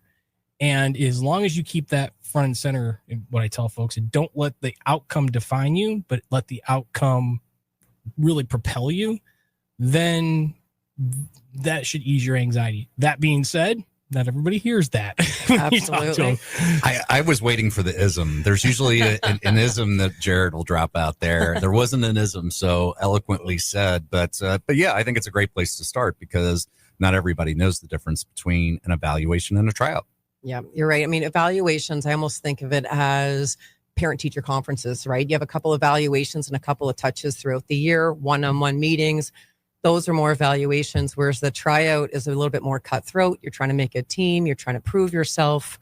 And that is where the anxiety, especially for the kids and the parents, is very, very high. Yeah, I think if you look at things from an evaluation standpoint, you get a group of hockey-minded, hockey-centric coaches and directors and people who are evaluating. Their goal is not to create the best team. Their goal is to place you on a team where you're going to get the most development, the most touches. And when you get more touches, you have more fun. Absolutely. And you get better. And hockey is more fun the better you get at it. So I think it's but I think it's, tryouts are definitely a short term, a sprint. Yeah. And evaluations for me are much more of, where you are on the curve and getting better on the curve. Well, throughout the year, and we've had players where they just make the team, and by the end of the year, their development is incredible, and they go on and do great things. Yeah, and so I think a key here, the three of us are coaches. We've all been a part of evaluations and tryouts. Let's talk about giving some tips to these players out there, especially those players who are, again, in the 90% of our audience. They're trying out, or they're going to these evaluations to get placed on a team, whether it's a A-level team, a B-level team, a C-level team. What are the tips that we can share with them on not just how to prepare, but what are coaches really, really looking for? I think a big part of it is getting the kids back on the ice before. Make sure that it's not the first time they've touched the ice in 6 months. Yep. I think even just public skating, you don't have to pay for, a lot of one-on-ones. Just get them out there and enjoy it. Let them have fun. Let them chase their brother or sister around the public skating, obviously with safety. But it is a case of just get them out there, because you can tell within, the way that we evaluate is you can really tell that you're trying to figure out the top and the bottom kids, and the kids that just don't have the quickness or the lateral edges or the speed, those are quickly placed within, I'd probably say, the first 10 minutes of that lower level. Yep. Yeah, we talked, I think it was on last week's show, a little bit about that. And just, if you're a youth hockey organization and you're thinking about the year and how you want to start, just the importance of pre-skates. Yeah. Not everybody has been on the ice.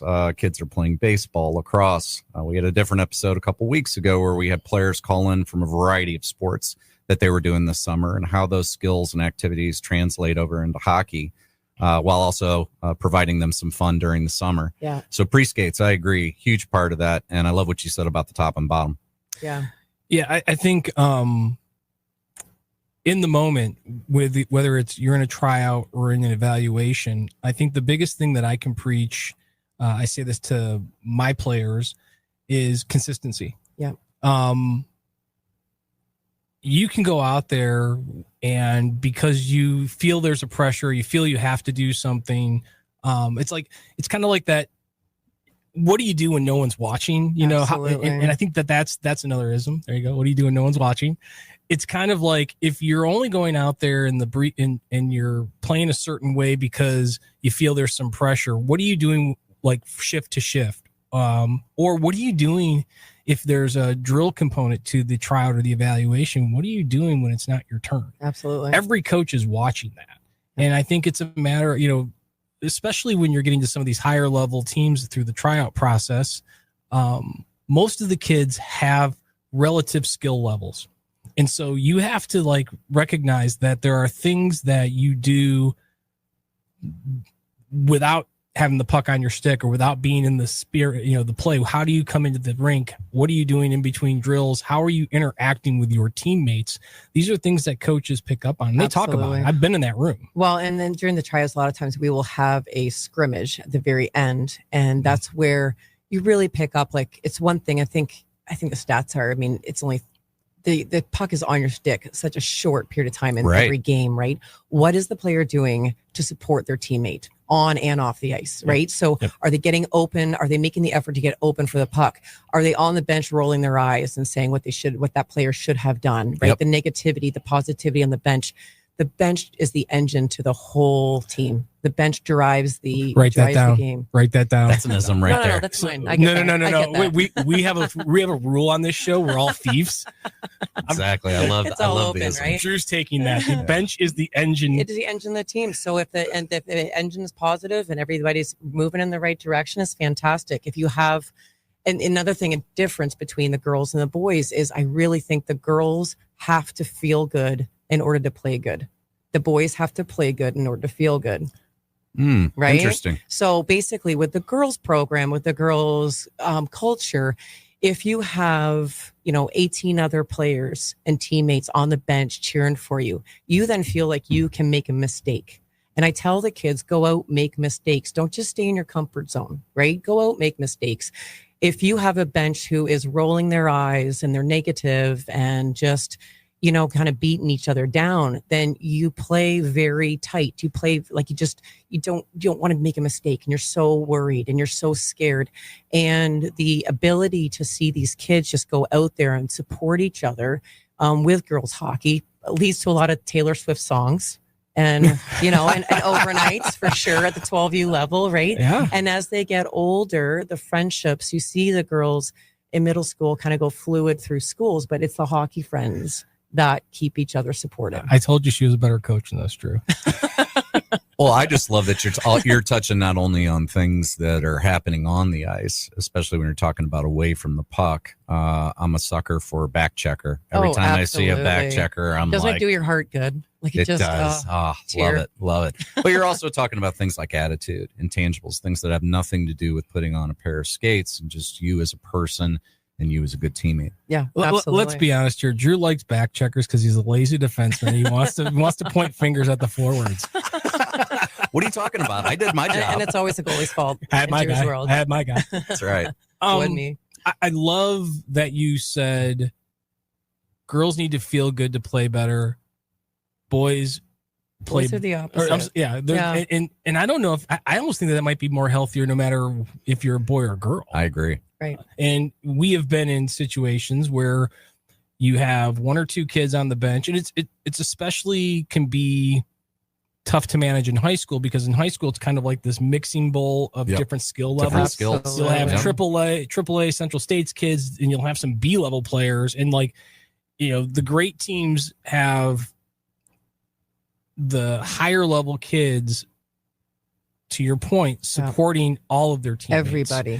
And sometimes that's hard because you get frustrated and you realize that, hey, you want to win this game just as much as your club game, and this person may not quite have completed their journey or as far on their journey as you are.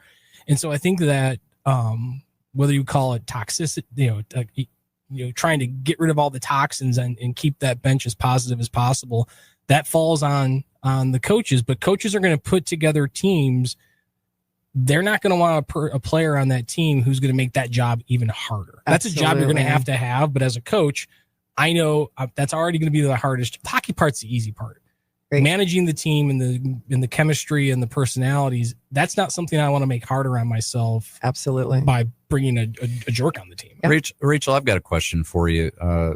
Compete and consistency. We talked about it at the beginning of this segment, but are you watching the kids shift to shift? And what I mean is, are you looking for that consistency shift to shift? Do you notice if a kid's giving a really great shift and then maybe he's backing off Does that come into play and when you're in evaluations? What I find, again, you may find a lot of those kids are nervous too, right? So if they are very nervous, they'll play very, very tight. And so you'll see all of a sudden you're thinking, I'm not too sure about this kid. By the end, especially maybe the second tryout, right? They look great. Right. They warm up. Yes, they just warm up. And again, trying to keep the evaluations just positive by running, at the scrimmage. We usually do a scrimmage at the very end. So by running, a positive bench and staying on the bench, I actually like to get a look at what happens to the kids when they're on the bench. How positive, how are they cheering for each other? Yep. Or are they just rolling their eyes thinking, well, why didn't they do that? Right. Well, and we just talked about time and being nervous. Is there an optimum number of days, in your opinion, on a evaluation or tryout? Is it 2 skates? Is it 3 skates for you? What do you think's the magic number? We do 2 camps and then 2 tryouts. And I like those. And I mean, camp, you're supposed to just kind of get everything starting to feel your best by the time you do the tryout. But in some ways too, we are looking, we see the type of energy the player gives, the type of skill level, the aggressiveness in the corners, the type of breakout. Do they know position where they're supposed to be? So we're really looking at everything. Yeah, I think that's a key we mentioned it before. Players have to recognize every time they touch the ice and they're in front of eyes. Absolutely. That you treat it like a game. Yep. I think you made a comment about nervousness, and I have been on the ice in evaluations and tryouts in a supporting role. I think it's important for those coaches and directors and organizations to recognize if a kid is maybe nervous or there's some anxiety, go talk to him. Yep. Hey man, go talk to him. What do you, and don't give them hints on what to do. Say, hey, how you feeling? What are you gonna do next shift? Yep. Talk to them and get them feeling comfortable. I also like to see the leadership too of those majors. Absolutely. Are they making the minors feel comfortable? Are they cheering them on? Are they going out of or are they just talking to their other major friends? Right. And clicking up. They need to kind of open up, and that tells me what type of leadership that you have on your team too. And that's a healthy team. We've been talking here now for about 10, 11 minutes, and not once have we talked about stride, crossovers. What we're talking about are the things that make you a better teammate, the things that should be driving. Bob Mancini says it best. What's the best trait any hockey player can have is love for the game. Yep. And I think those intangibles, the compete level, the leadership, and are you picking people up versus, knocking them down? That's stuff that as a player, you absolutely just have that in the forefront of your mind, and you will be successful no matter what team you land on. Remember, it's about, you're a hockey player, you're playing hockey, it doesn't define you. But what I'm really hearing you say is focus on the things you can control. Absolutely. Right. And that's a great segue to talk about our parents. How much time do we have? We got 5 minutes. I have fantastic parents. I got to tell you. Absolutely. I really do have great parents. And I would say, again, it's like the 99-1 rule. 99% of families involved in hockey. And even that 1%, they're not out there. It's just, as a parent, it's about supporting the effort, not the end result or the performance. And I think you got to have some trust. You got to trust that by the end of this process, whether it's a tryout or an evaluation, that one, your son or daughter is going to be in the best situation for them to continue having fun on their hockey journey. And two, if they aren't exactly on the perfect team, well, they got a lifetime ahead of them. Yeah.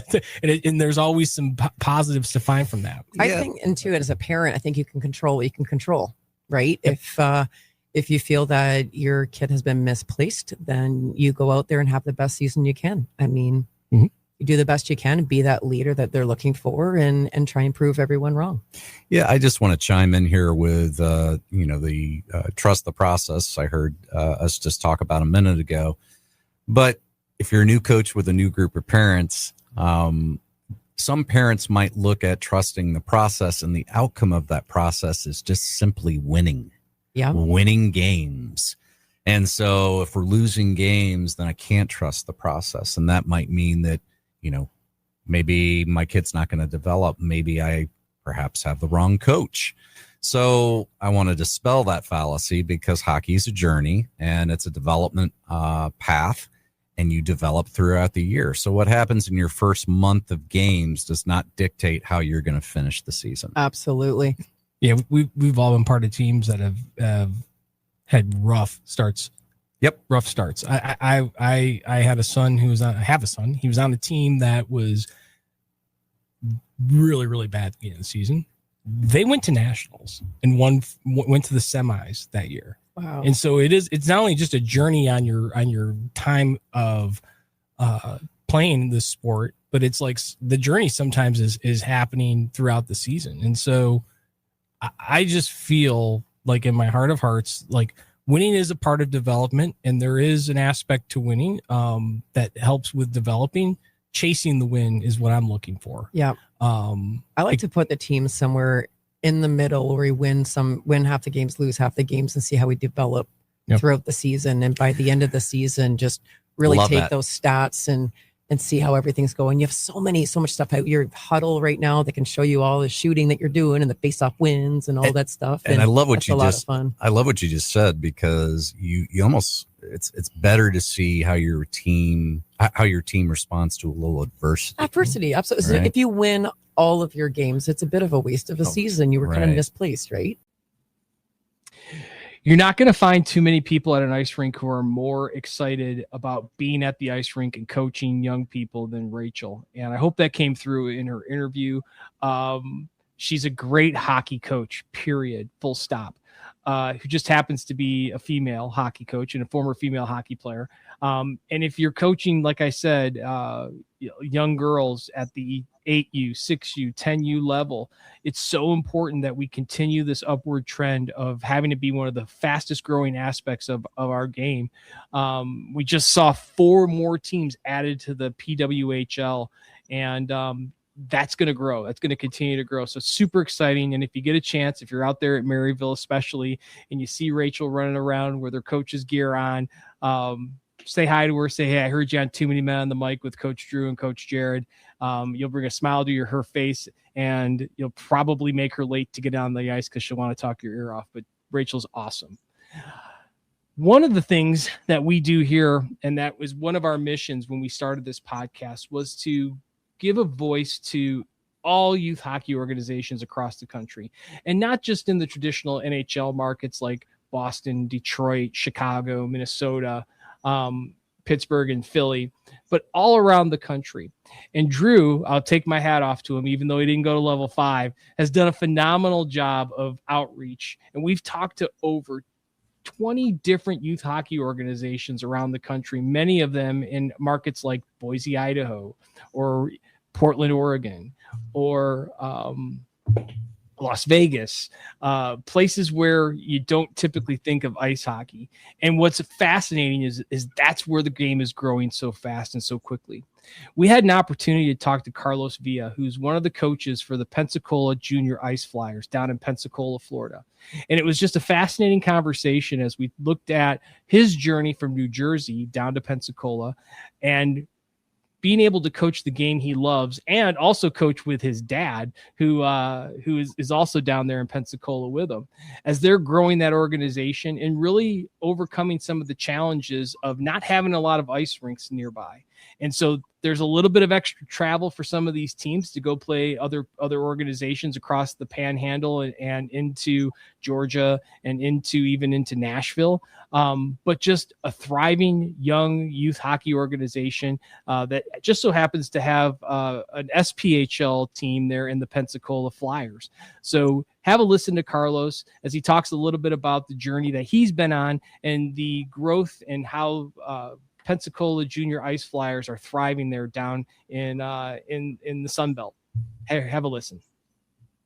Yeah, Carlos. Yeah, so absolutely, guys. Yeah, tell us about Pensacola Junior Ice Flyers youth hockey. Tell us a little bit about the organization. How many teams are in your organization, from 6U all the way up to 18U, and is it girls and boys? Yeah, so it's girls and boys. We got 6U all the way up to 18U. Most of our teams here are pretty much house teams. We do have some travel teams. We have actually This year, we have two 12U travel teams. We have a 14U travel team. We have a 10U travel team. And then we also have 6U house, 8U house, 10U house, 12, 14, 16, and 18U, all house teams. And those house teams, we do go, we shoot to compete in about 3 to 4 tournaments a year. You know, I know I am speaking, you know, for my team. I actually am the head coach of the 8U team as well. I actually convinced my father to do it with me. My parents moved down here in 2021, and then I followed them in 23. So I convinced my dad last year. I said, "Hey, you know, let's just go coach. Let's do it together." And we started coaching the 8U team together. And we try to shoot for about 3 to 4 tournaments. We got some great tournaments lined up this year, and I mean, we're growing. We're a really growing organization. You know, unfortunately, we're a little handicapped in terms of ice time, as ice is hard to come by in Pensacola. We're trying to find a way to build a full-time ice facility here. It's you know, it's a little bit difficult. We're trying to find a way to get it done. But right now, we play out of the Bay Center, the Pensacola Bay Center, which is where the big Ice Flyers, the SPHL team, the Ice Flyers play out of. So we share that ice facility with them. I mean, we're a growing organization, and this is my first year in the coach in chief spot. So I'm looking forward to helping the organization as much as I can. I'm a young guy. I plan on being here for a long time. So I'm going to try to help the organization grow as much as possible.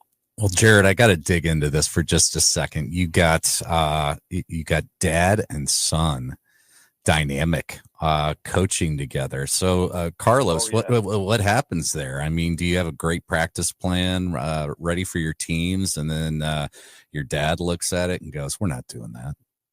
Well, so you know, it's funny enough. You know, I kind of went to him last year. I said, "Hey, you know, I think this would be a lot of fun. I think we should do it." And you know, I played hockey for a long time, and you know, my dad, you know, growing up in Jersey City, he didn't play a lot of organized hockey, but he was on skates at times. And so he's not the best skater, but he's like, "Listen, I'll just go out there and you kind of just direct me on what we're doing. And, you know, I'll do my best." And he does a great job with the kids. The kids love him, and he has an absolute blast doing it. But it definitely, once in a while, we'll talk about, you know, practice plans and what we want to do. And, you know, maybe we'll have some disagreements here or there. But other than that, it's honestly so much fun. It's such a blast to get to do it with him and get to do something together. I'm really enjoying it. I'm having a blast. I mean, you get to be out there on a sheet of ice with a bunch of 8-year-olds and your dad.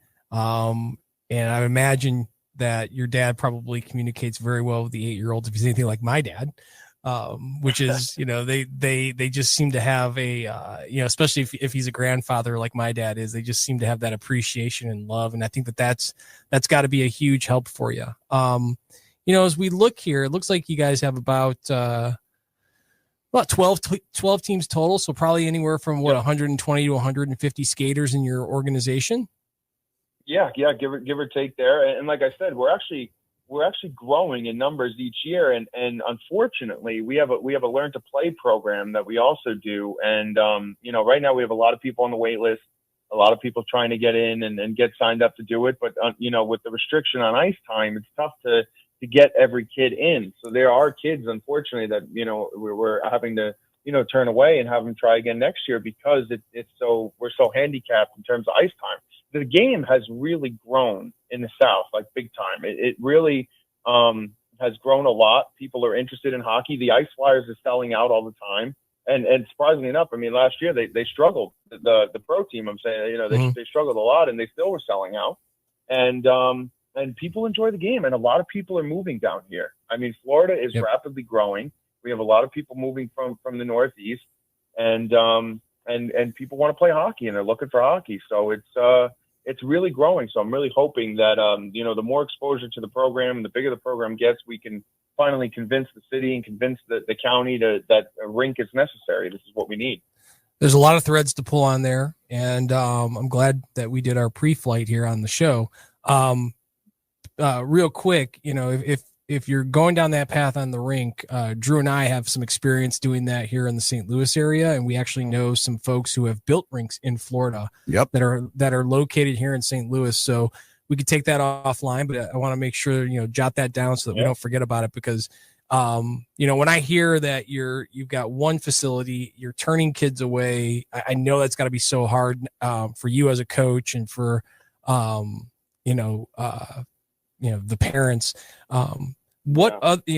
You're playing on base, and I got to imagine that there's a pretty fair number of transplant families, with different service member, stationed on rotation. Do you get a lot of support from the base? Do you get a lot of members who are, like you said, transplants with the military? Is there any type of relationship there? And maybe an appetite to grow that existing facility?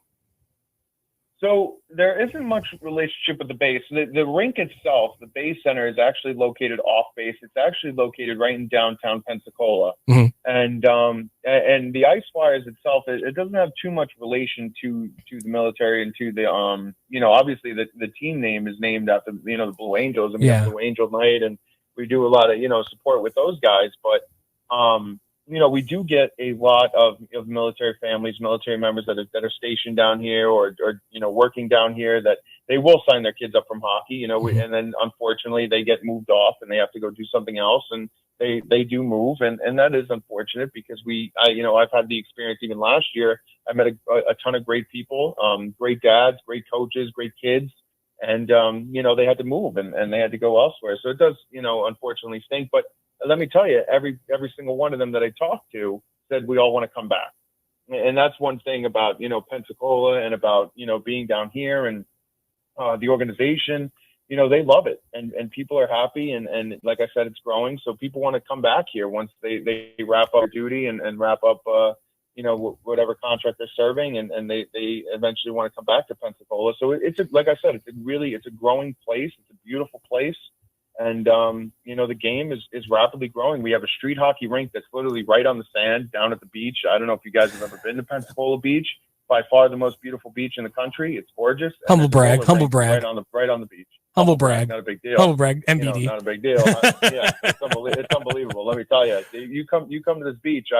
My friends make jokes all the time, because I used to say you're swimming with dolphins, and that's no exaggeration. You're literally swimming with dolphins. I mean, I don't know. It's unbelievable. Jersey Shore may have something to say about all that. Let me tell you, I've been to the Jersey Shore. The Jersey Shore can't compete. Siesta Key. I don't know. Siesta Key's not too. I don't know. Let me tell you, I rank right up there with them. Well, you mentioned street hockey, and that actually was going to lead into my kind of a follow-up there. Drew and I, if you've listened to the show, and if you haven't, then, get with the program, Carlos, get on the show. We were a part of a youth hockey organization on the board, not just as coaches, for the better part of a decade. And ice is a challenge in so many markets, even traditional markets like St. Louis. And what we were doing is we were having street hockey, ball hockey, floor hockey, and there's opportunities to partner with schools to help grow the game. I was actually listening to a show today on Sirius XM where they were talking about the NFL is introducing flag football, and it's probably going to be a freaking professional flag football league. And, and they see it as, they see it as just building their own fan base. My question is, the NHL is kind of in and out when it comes to the non-ice hockey. But do you also have any, connection relationships with the Lightning or with the Panthers? The NHL is also trying to build their fan base, and I think they might be trying to get a team in Houston or a team in Atlanta, and Pensacola is not too far from either of those cities if you look at a map. So, do you have those type of relationships, and what other things, aside from the street hockey or even roller hockey, are you guys trying to do to get kids out there with a stick in hand and learning the game? Well, yeah. So, since I've been with the organization, we haven't done anything in particular with the Panthers or the Lightning. Tampa's about 6.5 hours from Pensacola, and Fort Lauderdale you're looking at about 10.5, maybe even 12 in some cases. It's a bit of a ride. Florida's a big state, so we haven't had any real opportunity to do a lot with them. I'd love to do stuff with them. I think, like I said, we're a very young organization. We got a great board this year. Our president, vice president, we have a great group. And I think, our board as a whole, as a group, really wants to develop the kids, develop the organization, and grow the organization long term. So I think, that may be something we explore down the road. We're trying to do more with the SPHL team that's here, the Ice Flyers. We're trying to do more with those guys. As far as, trying to get, sticks in people's hands, I know that the beach, like I said, the roller rink down at the beach has its own league now. They have a ball hockey league and a roller hockey league that they have consistent people playing every Sunday. They play a lot on Sunday mornings. They do clinics for the kids over the summer where they have roller hockey clinics, street hockey clinics down at the beach. So, there's a lot of opportunity. And I think that, hopefully, like I keep going back to it, but hopefully with the creation of a rink, I think that will really blossom and really open up the opportunity to hold, summer camps, hold, birthday parties where people could go ice skate and be like, wow, I really like this. This is something I want to continue to do. I want to try skating. I want to try playing hockey. I think little things like that make such a big difference. And, hopefully, the creation of the rink will really grow it and grow the league even more and grow the love of the game even more, because it really is the best game in the world, without a doubt. Sounds like you've got some incredible demand down there. That is just awesome. And, no surprise. Look at the last handful of years of Stanley Cup winners. I mean, it's been driving a lot of excitement for the game. I guess I want to come back to coaching real quick, Carlos. You said you're a young organization, and it sounds like you're newer to the organization too. How did you become the coach in chief of the organization down there? Well, that's actually a funny story. So like I said, I joined the league last year, to coach the 8U team. I volunteered. I'm only 25. And I just moved down here in 2023. And, I joined the league in 2024, 2025 season to coach. And then, I get a call on July 4th on Independence Day. And, I'm having a good time. The drinks are flowing. Everybody's happy. And I get a call, and basically the summary of the call was, listen, we need you to do this. And, we need you to sign up and do this. We need somebody to take this position on, and we'll help you out, and we'll give you guidance. And Lindsay, who's our registrar, she's phenomenal. And she's the one I worked really close with last year on getting a lot of things done for the league. And she called me and she's like, listen, we need you to do it. And when Lindsay said, we need you to do it, I looked at my dad, and he's like, my dad was actually president of Little League back when we were growing up in Connecticut. He's like, you're going to get a lot of phone calls. He's like, good luck. Like, you're going to get a lot of phone calls. Yeah. And, but I signed up, and it's been tough, but it's been a lot of fun. Like I said, we have a wonderful board. We have a great group, who's all, we all have the same objective to growing the league and getting everybody in great shape and really growing the organization. So I think we got a lot of great things coming down the road that I think will really help, hockey in the Panhandle. We're trying to get a league down here, trying to get consistent travel games. It's like I said, ice is tough to come by, but I think the more ice sheets we get down here, the bigger the league will grow, because hockey is here to stay. So I'm excited about it. Well, great conversation with Carlos about the Pensacola Junior Ice Flyers. I think it just goes to show that hockey's a sport that travels. And not only have we seen it travel on the youth hockey level with people coming from places like New Jersey down to Pensacola, or Boston over to Eastern Idaho, which was another organization we talked with, but look at the NHL. And, the teams right now that are thriving and winning Stanley Cups, you've got Carolina this year, Tampa, Florida, Las Vegas, these non-traditional hockey markets. But as the passion for this game has continued to grow, and as people have migrated across this country to different time zones, different area codes, different zip codes, the game travels with them. And that's what's so awesome about our sport here in the United States and what's growing at the game. I mean, the Red Wings, for instance, couldn't go a show without mentioning the Red Wings. Went out and got themselves a first-round draft choice and drafted a Texas-born player in the first round. So just awesome to see the story of Pensacola, and actually Carlos's personal story about there's a Northeastern guy heading down south and taking his love of hockey to help that organization thrive and continue to grow. This last clip that we're bringing from the first half of our season is one that I think is really, really important. Drew and I had the chance to interview Jeff Brown. Jeff is a former professional college junior hockey player out of the Toronto area. In fact, his brother, Connor Brown, is currently an NHL player. Jeff went a different route when it was time to move on from the game from an on-ice standpoint. He used his education and he created an initiative and a company called the Mindful Hockey Club. And a little bit of what Jeff's mission is he wanted to pursue a passion of teaching hockey holistically.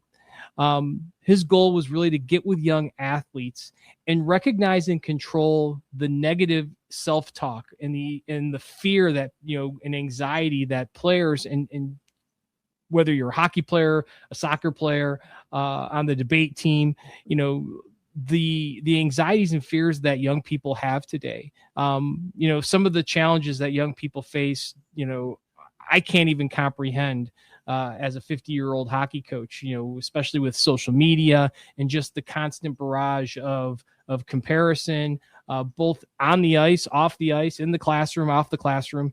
And Jeff took a look at this and he said, hey, I want to take my experience. I want to educate myself on how to communicate and help players not just succeed physically and athletically, but train them from a mental and from a holistic standpoint to not just be the best hockey players they can be, but to be the best people they can be.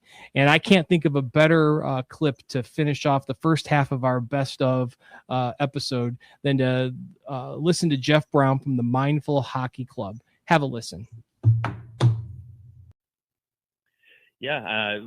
Thank you very much. This started for me as a passion project. After I finished playing pro hockey over in Europe, I got into kind of healthcare. I got into sales and was working, and that's what I do now. I work in mergers and acquisitions for a healthcare company. But my part-time gig and my passion project is the Mindful Hockey Club. And it's really kind of, snowballed for me. It's been really great. It started out as, for me, I wanted to get into coaching, but with my work schedule, it wasn't in the cards for me to be a head coach or assistant coach, in GTHL here in Toronto. So what I decided to do is to coach privately, but I wanted to do it from a more holistic perspective. So, for me throughout my career, mindfulness and focusing on my mindset was something that I didn't discover until I was late in my 20s over in Europe and started to, work on things like breathing technique and having a mental strategy and coping with my own challenges. So, now that I'm able to kind of help out the next generation of hockey player and start to the same way that we work on our slap shot and work on passing, we got to start working on our mental game, and just happy to be a part of it. And it's been great so far. I'm taking a look at your hockey DB, your elite prospects here. It looks like you did university in Canada. They call it university in Canada, Drew, by the way. And you started off, it looks like you were in London at Western Ontario, and then finished up in Toronto. And I'm assuming, was this part of your academic journey aside from playing hockey? I mean, it feels like a big part of this catalyst is doing a lot of self-reflection and seeing how you were able to propel your success. But were there external factors? Did you have a person who helped you along this journey that you were like, hey, this is another way I can give back? Yeah, well, to be completely candid, throughout my junior hockey and OHL career, I dealt with some pretty severe anxiety. And, it was something that was undiagnosed and something that I just learned to live with. And, a lot of it had to do with, just basically getting too focused on the results and where I wanted to go in hockey and start playing pro. And, I started having like these kind of panic attacks that came on my last year of hockey in the OHL. And, looking back, it was a pretty scary part of my life because I didn't know how to handle what was happening and was getting short of breath before games. I was getting scared to even go to the rink. And this is the game that I've played since I was 4 years old. if there's anything I'm good at in this, and it's hockey at this point in my life, right?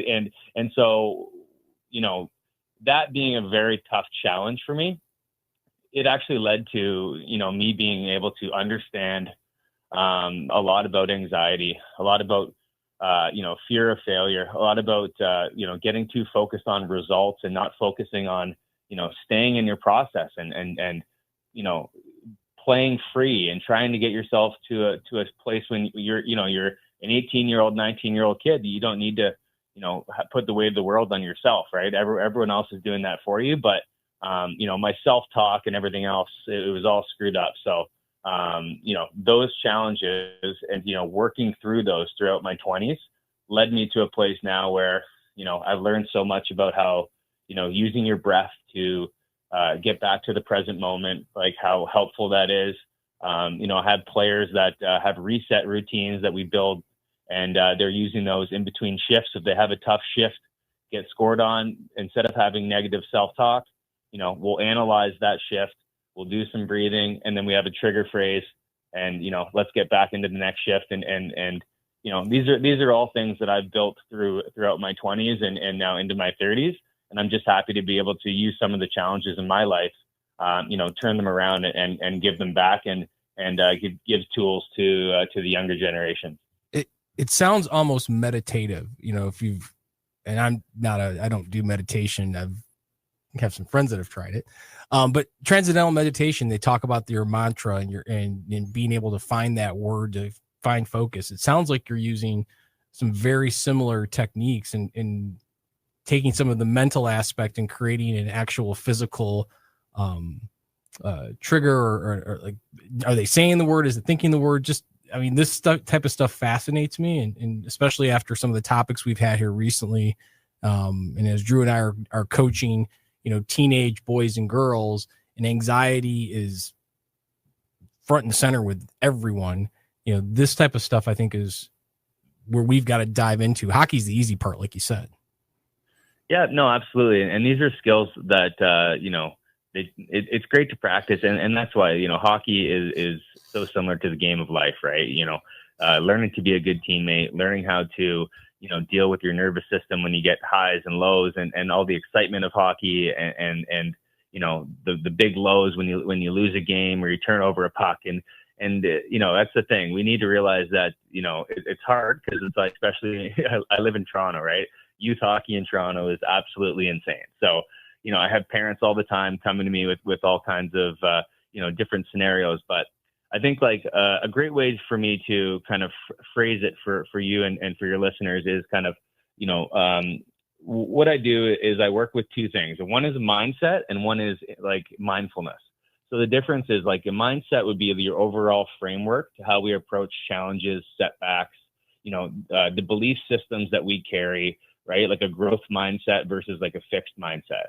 And mindfulness would be what I talked about your breath, you know, using your breath, you know, the practice of being present, being aware of some of the things that you're doing, you know, frustration when it comes up, you're noting it, you're not judging it, you know, trying to calm your nervous system. And, you know, together, mindfulness, you know, it supports building a strong mindset. So that's why, like, you know, those two things are kind of interchangeable.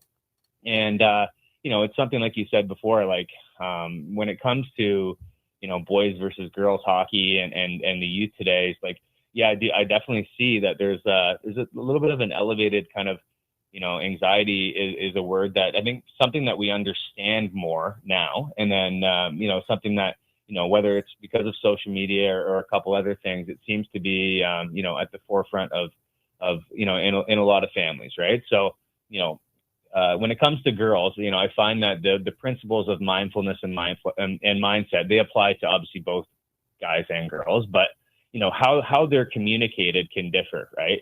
Boys can often respond well to kind of direct, challenge-driven language, right? Well, girls kind of benefit more from relational coaching. You know, you're creating trust with them, emphasizing like a team connection, reinforcing confidence through encouragement.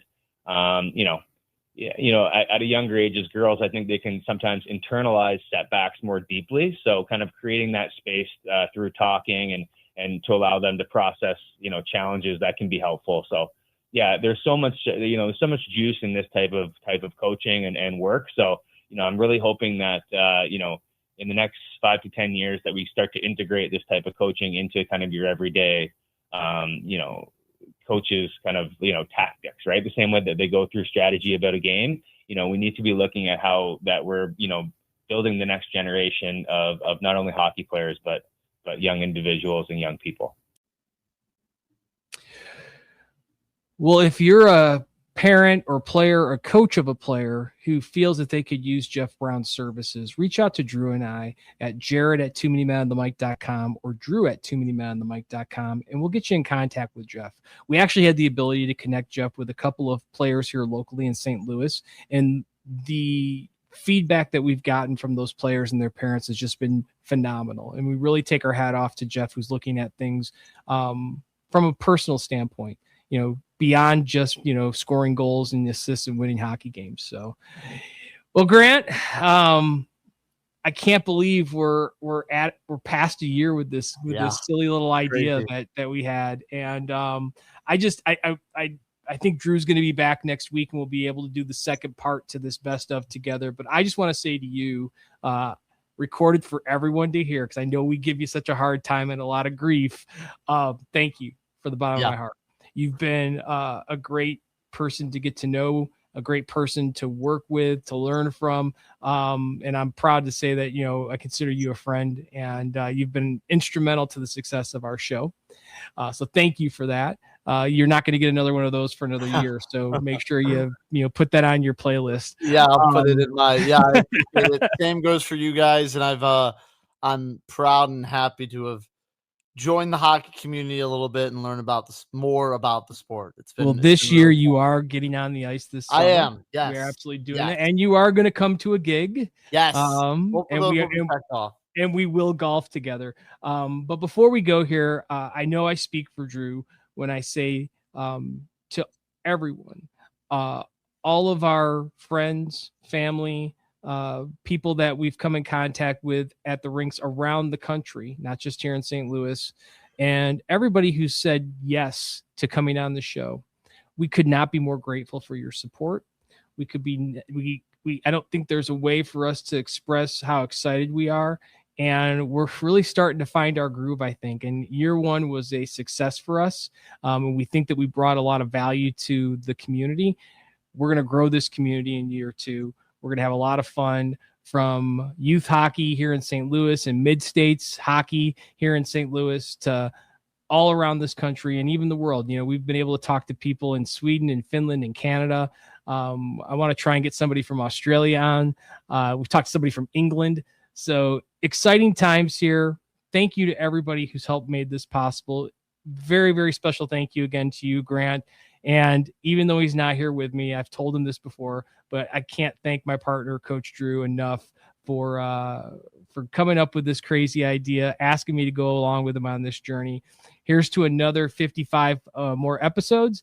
Thanks, everybody. I think that's a wrap on this show. We'll see you next week when this plays. I hope everybody had a great Canada Day in Canada, and everybody enjoy the 4th of July Independence Day. Be safe out there. He shoots, he scores. Grant, play the song.